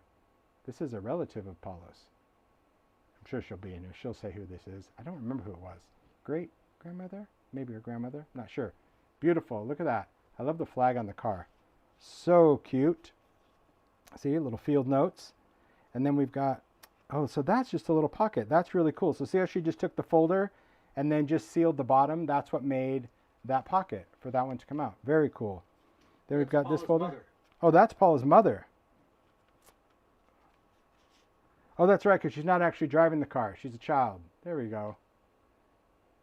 That is so Sweet. I know. Very, very sweet. Paula had great photos. Love this. Few words passed between them. See, this when clippings really just come out. All right. Love it. See, paper dolls. These are just fun. I probably do the file folder. I like that idea. I like that I could probably just compartmentalize the file folders and then decide how many I get if I have enough to do a book. But I love that. I love how these just show that reveal in the frame. And again, that's all the new collage paper, because you can collage with it. Really, really pretty. Oh, this project will be on Paula's blog today. For those of you looking for a quick tutorial, you got a tutorial today. Look at that. Beautiful. Love the details. It is about playing, though. I think if you've never done this, you have to just sit down and play. You have to allow yourself that creative freedom to just try it out, because there's so many people that just think like, oh, I could never do that. Well, I don't know. You have to try, and you have to try and like learn and learn some elements and learn some tricks about composition. And it's not really complicated. It has to just be pleasing to your eye. That's really what it is. But I love that. I love how makers actually created books out of the file folders, because they weren't a book, but they could be inclusions in all the books. Remember that. Those do fit the other books. But never fear, our resident card maker is here. Cheiron created these cards using file folders. See? I love that, because it could be a card. Why not? It's already done. Just leave the tab. And I love how she just did the inked edge. Isn't that cool? So you can still stamp inside. But there again, repetition is key. Sit down and just kind of create. So here, these are all just paper strips, just done in the background. So if you don't want to use the collage strips that run this way, she just went in and glued on those paper strips, and then just did a whole little montage. There's some, that's the collage paper in the back. Then you've got the mini stencil chip. Then you've got the photo booth. You've got the coin, the sellotape, and just repetition. So I think, I always say this because I know many people watch Idea-ology for the first time and it's like, whoa, this is a great way to start, by just sitting down and making little compositions. And you know what? This could also be a frame. So it can sometimes start as a card and you're like, you know what? I am so good. I'm going to cut that off and frame that sucker. And you can see that putting art in a frame is really easy to do. I think those frames really set stuff apart. So I always love when makers do that sort of thing. It's really important. Here's another make by Paula. This, we're going to start like focusing on the paper strips. So that's going to be the pack of all of those thin strips of paper that come in the different sizes versus the collage strips that were vertical. I wanted to put them together because they add so much detail to things. It's really amazing, like how you can mix and match those patterns, and they're still so pleasing to the eye. So Paula did this one. This is a mini tray, again just using the back of it, but just take a look at all of those strips. So these again are all these horizontal strips that go across, just glued. But see how because they have all the different widths, they really allow some creative play to fill up a background. Isn't that cool? So you don't have to sacrifice all those different backdrops cutting little samples. Imagine how many pieces of paper you would have to sacrifice to do that. You're welcome. The paper strips, done. Yeah. And then we've got those mini stencil chips. I love True. They don't have to light up, just using them. Use a little foam just to raise those up. And then you've got the paper dolls. And that's what I mean by poses when you see that. It's because you're going to have a random hook arm coming out of nowhere. But when you put it leaning on something, that's the pose. It just allows, I think, more of a placement. I love the background, that photo studio she used, and then of course the tape and the stamps. It just all these little stickers really work well together in Idea-ology. Just so good. Yeah, true point. Paula's like, we never have the small scale and backdrops. We don't. You'd have to just get little remnants of things. Really good. I love this make. Richele created this one. This is using the Idea-ology clipboard, again, the mini clipboard, but same thing. So here she made a background, because I saw a little note she left on the back. She took a piece of paper that was the size of her clipboard, stuck the strips to it, and then just stitched the strips. So it kind of looks like it's sewn on. So see, all of these strips are actually sewn, but they're not sewn to the clipboard. Obviously that's board. But she stitched it onto, say, a piece of background paper, and then stuck the paper panel to the clipboard, and then just created her whole little scene. I love the lace and the ribbon, that little heart on there, the foundry wax. See, little pose. Look at her, so sassy. I love that little ribbon, and that's an old school Idea-ology. That little wand. Oh my gosh, I love that. I never remember if it's from trinkets or keepsakes, but we had a little Idea-ology charm pack that had these little magic wands and these little tiny crowns. I love them. So cute. I love the button. There's that frame, and again, that stamp. See? Beautiful. Of course, I'm happy she celebrated that salvage edge paper. That's really, really cute. Great use for those paper strips. So maybe you just feel like making paper strip backgrounds. I don't know. You might. You might want to do that. Cheiron created this one using paper strips and just started to just do a little paper weave. So putting this on a box, this could go on a card as well. So you could even do a small little paper strip weave and put that onto a card, but I love how she used it on a vignette. And then she did alcohol ink on that heart. Just really fun for Cheiron to do that. It's like, you know, pushing the limits of going, I'm going to do a card, but I'm going to stick it onto a block. I love that little vignette box. Paper strips are just, they can do so many things. So this next series, Paula created 3 of these because she really wanted to kind of see the versatility of the strips. And it's like, dang, like look at how many different ways these could be used. So let's just, I'm going to take you through. I'm looking on camera because it's like, oh yeah, I like it like that. There we go. Let's get that little shot first. Ooh-wee. Okay, so this is taking a square vignette set because the vignettes actually come 3 in a pack. Okay, so they're nested like that. So those are the boxes. Okay, but they really make a great series inside or out. So we'll start with this one where she just took the strips and just did that horizontal background of the strips, added that photo frame. We've got the paper dolls, some tape. We've got the adornment sweetheart, some layers, and then just doing like a painted, like a whitewash, dry brush onto the wood because the wood comes this charred color. So when you do distress paint or watered down paint, you get a really nice pickling of the wood. But I love how those strips are just the background. Then we have this one where she also did the paper strip weaving, but instead of leaving all of those raw edges, just cut them off. Did a little, looks like there's collage medium over the whole thing. So it kind of gives it, see, it kind of smooths it out, different than just leaving the paper, because you can do like a loose weave or a tight weave, but I love that background because they look like little mosaics, don't they? But they're really woven. That's so good. Little lace, little layers. There's some of that cello tape. And then this one makes my head hurt. This is like it's almost like that parquet wood flooring where you've got strips going in here, strips going here, but they all like intersect perfectly.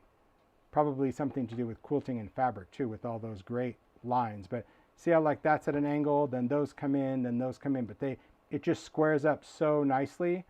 And I love how she has the salvaged heart with the foundry wax, this metal frame. That's the Photomatic frames. I love these frames. Then we've got the tape, even over the metal is so good. And then that sweetheart adornments. But a really, really great way to see just different ways that you can use those paper strips, especially from a collage perspective. And I think doing the weave and really smashing it down and going over it with collage medium, it gives it much more of like a mosaic look. Yeah, those paper strips, they don't seem exciting, especially, you know, if you're only shopping online and you're looking at the picture, you're like, I don't really know what you could do with them. And then you see this, you're like, are you serious? I could do that? Like, that's just so incredible. Yeah, this is done. I'm guessing she used foundry wax on the salvage heart, because this looks very, very metallic. But Paula's in the chat. She'll be able to say if she used foundry wax or not. But I love the salvage hearts because they are heat stable, so you can do that. That to me is so good. The other red heart that Cheiron did, that's alcohol ink. When you use alcohol ink on this material, it shines just on its own. It's really good. Okay, a few more. We're in the home stretch, really, I promise, just a few more. Because sometimes makes can just tell a story. I mean, I love seeing the boxes, the books, the everything, but sometimes... Alcohol mixative. Ah, mixative, there you go. All right. Nope, it's mixative. So mixative, there you go. That's your answer on that. So when it comes to elements, I think that it's really great that sometimes you can find things around your house, or maybe you're a collector of some sort, and you can utilize those pieces with ideology. So Stacy created this little duo, okay? And she used two of the glass SKUs. This is the mini dome that I talked about, and this is the Reliquary dome. This is another glass dome in ideology. It's one of my favorites because it's arched and it's kind of flat, but it has a great displayable front to it, where instead of it being round, it just has more of a front. But I love how Stacy went in. She used a lot of ideology elements, but also some real vintage elements. There's that little dog. I love how she used a stencil chip. She put that little collage strip photo in there. There's a little photo frame from Layers, did some tape, little stitching, and then she just paired it with this little dome full of vintage goodness. This is all real vintage stuff. This isn't ideology. So, you know, from a little trinkety junk drawer, little rusty screws and dice and buttons and snaps, but this displays like next to it. So it's also a really great thing if you're looking to create elements that maybe have just a different kind of dynamic because you want to display it on a shelf or a mantle, and maybe you have some keepsakes from your family that you want to hold on to. I think that's what's really important to know about why we've included a lot of glass elements in ideology, because sometimes you want to take some vintage things and tell a story with it. And it might only be one little element, one little trinket, and the rest might be vintage, and that's fine, because that was my inspiration for a Reliquary dome. This is one of my favorite quotes from Peter Pan. To live will be an awfully big adventure. I'm a huge Disney Peter Pan, and if you remember the flat lay from Lost Shadow, I had some really great elements, vintage elements of Peter Pan, a vintage hat from a doll, an old toy block, of course, little glass glitter for pixie dust, and just a little thread of Wendy sewing on Peter's shadow. But when I saw that, I'm like, I just want to take those elements and put it in that Reliquary dome and just have it sit there. So what's fun about this, you can just tie some string around it or leave it alone. This, I just use foam tape to stick it on because I wanted it tipped up like that so you could read it when it's sitting down. But you could use collage medium if you wanted to glue it. But there again, like that and the glass dome is ideology. That's enough. You can still go in and take elements that matter to you and use ideology components to finish your story. That to me is what it's all about for ideology. Then we got one more make. This make Vicki did, and I have to say when she made it, it did make me a bit emotional. I'm not going to get emotional live because I've already cried it out, but the cool thing about this make is really that little sentiment at the end. And this was the only photo that I saw initially.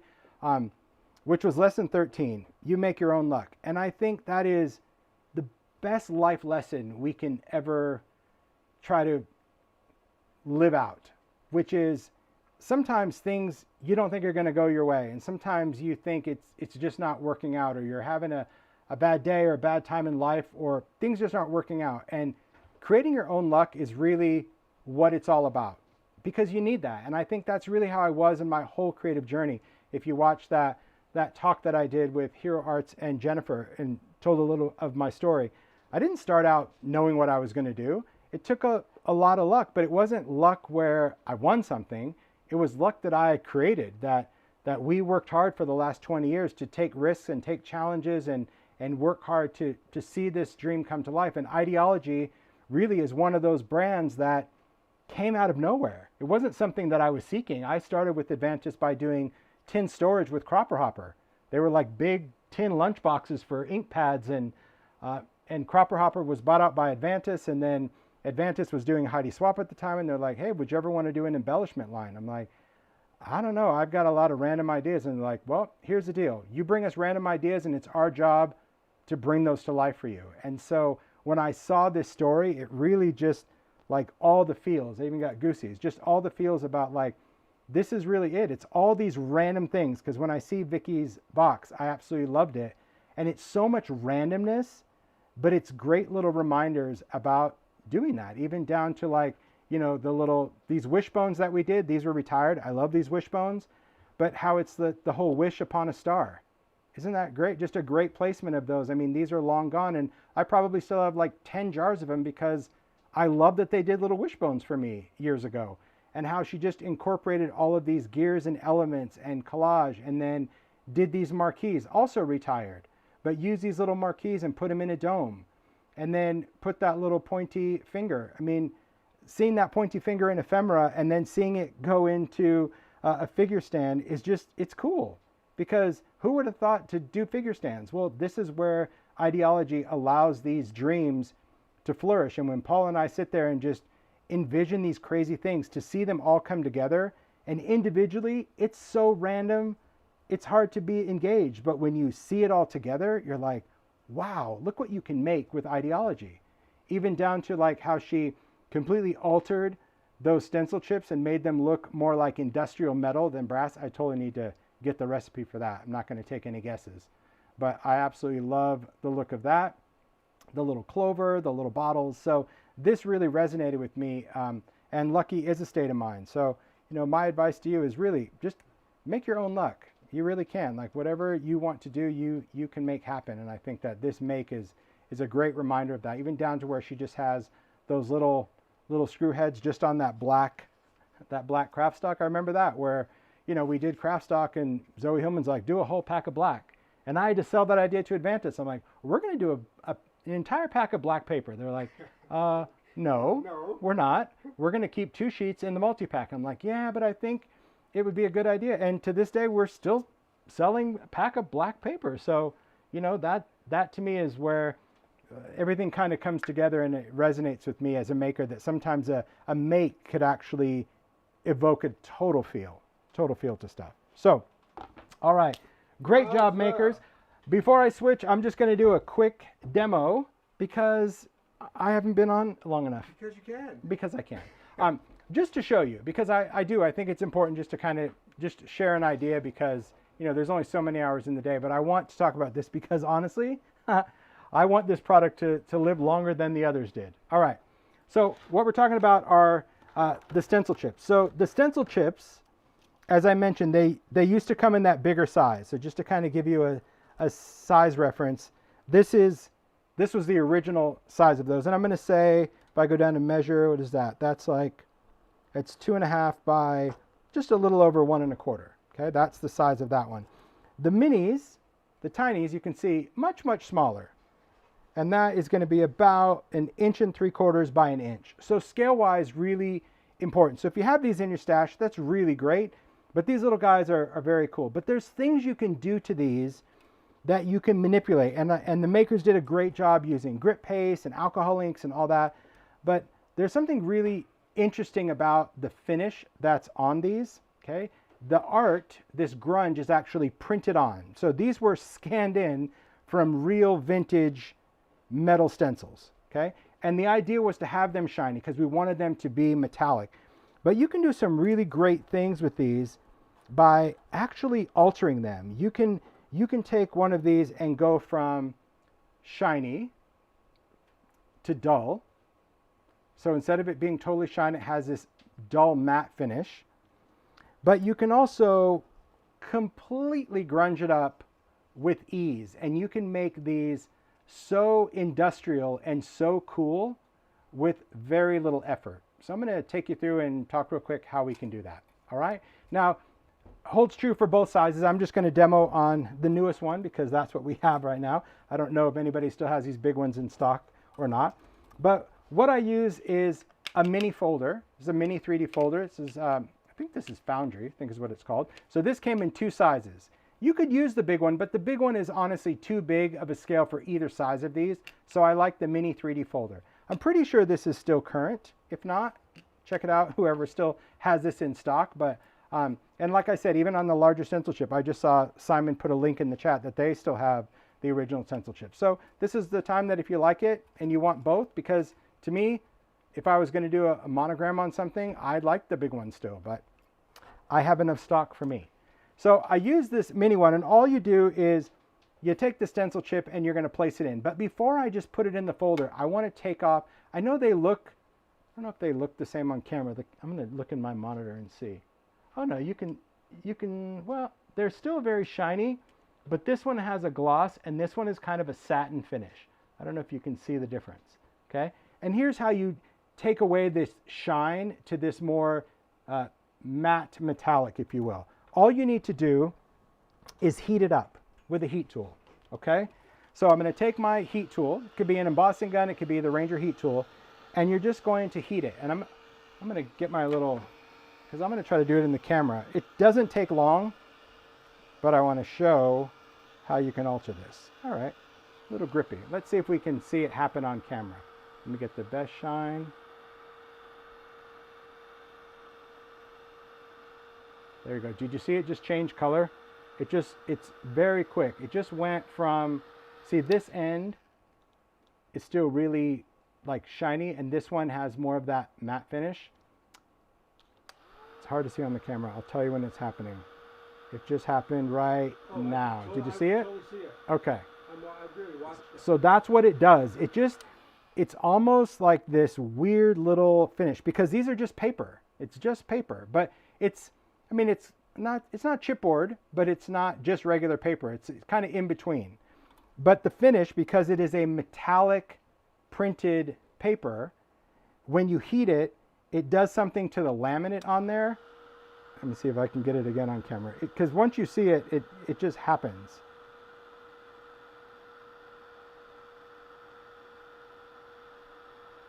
Okay, I just saw it. I saw it starting to go. I'm going to do this side. You might see it when it's just more. There it goes. Going from the top. Happening. See it? Happening. See that little drip? That little dip coming down? Totally. There you go. Okay, so that's all it's going to do. So you do that, and you don't have to do that, by the way. I just do it because it creates to me more of like a real brass than a shiny gold foil sticker. Okay? Do that first, then emboss it. Because if you emboss it and then heat it, you actually smooth out the embossing with the heat. So if you're going to dull it first, then place it in your folder. Place it wherever whatever little elements you want. And the beauty of this folder also is you can fold it down and you can look through it. You see where the black line is, so that's where things are going to print.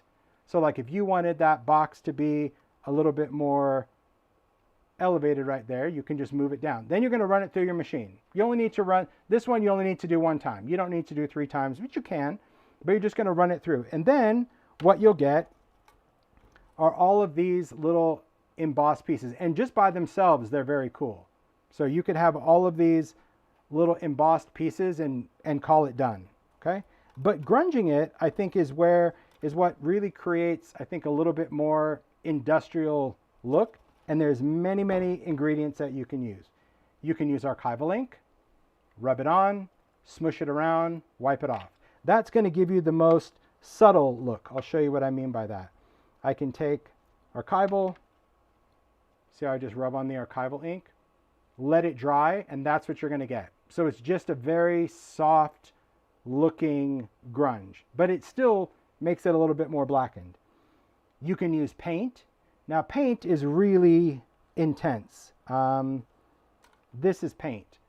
Paint is, it just really goes in there and it sits, but it's permanent. So if you're going to put this on and you want to put something over it, you can just paint it. Painting it also super easy. You just shake it up, do a little drip. Distress paint, black is like water, literally like water. But this one, let me just make sure I still have another one to demo. Okay, I do. I can just take that, I dab it on, and it's going to start to bead up at first. Don't worry about it. Just let it do its thing. You can use a brush, you can use a blending tool, or you can just use your finger. I'm just going to, if you clean the paint off your finger while it's wet, it should just come right off your finger. All right. Then this one, you're just going to let that sit for a second. See how it's starting to bead up? Doesn't look like it's going to want to dry. Trust that it will. So could you use a heat tool? You don't necessarily need to do that. I'm just going to go back in. No more, I don't have any new paint, any fresh paint on my finger. I'm just using what's already on there. And as this starts to dry, this is where that paint starts to thicken up. So you can see now my coverage is really starting to smooth out, right, from it being beaded up. But I still don't want it to dry completely, because remember, once distress paint dries, it's permanent. All right, give that a second. It's permanent. It's permanent. Okay. So you can see how it's starting to get kind of chalky. See, it's getting like a matte finish. This is where I just take a clean finger, usually my thumb or something, and then I'll just start smudging around. And you have to, this is the part that, like, if you can see I'm just smudging some of that paint. If you want to take a cloth, most of the time I'll take a cotton cloth, but you could use a paper towel. And this is where you can just kind of go in and just dab off certain areas just with that cloth. And this is where you're going to start revealing that brass and leaving the black. And once it dries, it's done. This one's okay. I don't mind the ink, because the ink, I mean, I can do the whole thing. The ink is nice just because it's quick, but it doesn't really have a lot of depth. It's just kind of gray tone, but if that's what you're going for, cool. The paint is nice, but to me the paint is a little bit more really finicky, because it's got to be wet but not too wet, and dry but not too dry. Really, my favorite way to do it is just using a crayon, just using black distress crayon, because it has the most open time. It doesn't dry permanent, but I don't plan on getting my art wet, so it doesn't matter. So it's not going to come off with the touch once it dries. So here's all you're going to do. You're just going to take the crayon, you're just going to drag some of that on there. It goes on pretty thick. Then I like to take just a little bit of water. Don't need much. I have just a little bit of water there, and I'm just going to get some on my finger, just so my finger is slightly damp, but not dripping with water. And then I'm just going to start moving this crayon around. Look at how quick that smudges. Goes on really, really good. And this is where I can just work that crayon into whatever elements I want to work into. So I just start by, again, just drawing some lines, little tiny bit of water. See, too much water, you'll leave a fingerprint. So just wait until you don't, and then it allows you to smudge it. If you don't have a damp finger, if your finger's sweaty, you're good. So if you live in a humid, if you live in a humid area, you're good to go. You know, you never know. If it's humid, you're fine. But where we live, it's not humid. But you can't really smudge the crayon if there's no moisture. Okay, so this is what we have right now. Pretty easy. And this is the part that I love the most, because now I can just take my finger. Now I can get some water on it. And this is where I can just start. I'll hold it up closer to the camera just so you can see, because the crayon's on there. But now when I just go in with a damp finger, it just allows me to totally move that crayon around. It's so forgiving with water. So I can reveal as much of this as I want. I can still move some of this. If I want to go totally to brass, see, I can just really go in that with a wet finger. And I like how that looks. And if I take off too much, I can just smudge more over it from the crayon. So you have some smudge time for probably, I'm going to say about a minute or so. And once once that minute or so is done, the smudgeability, the movement of the crayon is no more. You'd have to just get it wet. But that's it. Once you like it, you have just this great grungy finished thing. Maybe that's not your jam. Maybe, you know, maybe you want them brighter and cleaner, but I think it's such a cool embellishment that sometimes in the package, it just doesn't look like there's a lot of potential. But you can use different embossing folders as well. You don't have to make it, you know, riveted like that. Maybe you've got one with gears, or maybe you want to try one with different textures. But the idea is like these are totally embossable with all the folders. I just love the finish of that, especially if you wanted to make them a little grungy. And you could alcohol ink these or paint these first if you wanted them to be silver instead of that. But yeah, it's just good fun. So that was just a little quick demo of using it. And of course, if you wanted to distress it further, you can take a little sanding disc, which is just a disc that fits on your tool. It's sandpaper that has that fabric backing. And then we can just distress these. This makes it really easy because it'll distress those little rivets. You'll see in just a second. See how it just highlights those little rivets? Super easy because it stays flat. But that's another great way that we can distress these even more. Just a lot of fun. I like these. I think these make for a great piece of a collage. And while I do love the finish, I was talking about how important the finishes are. I do love this. I used mine. I didn't even emboss mine in my make. But sometimes I like the fact that I can incorporate this in a much more grungier aesthetic or atmosphere that you just don't think. So really all you need is a black crayon, mini embossing folder if you want texture, and a little sanding disc. That's it. You're good to go. So fun.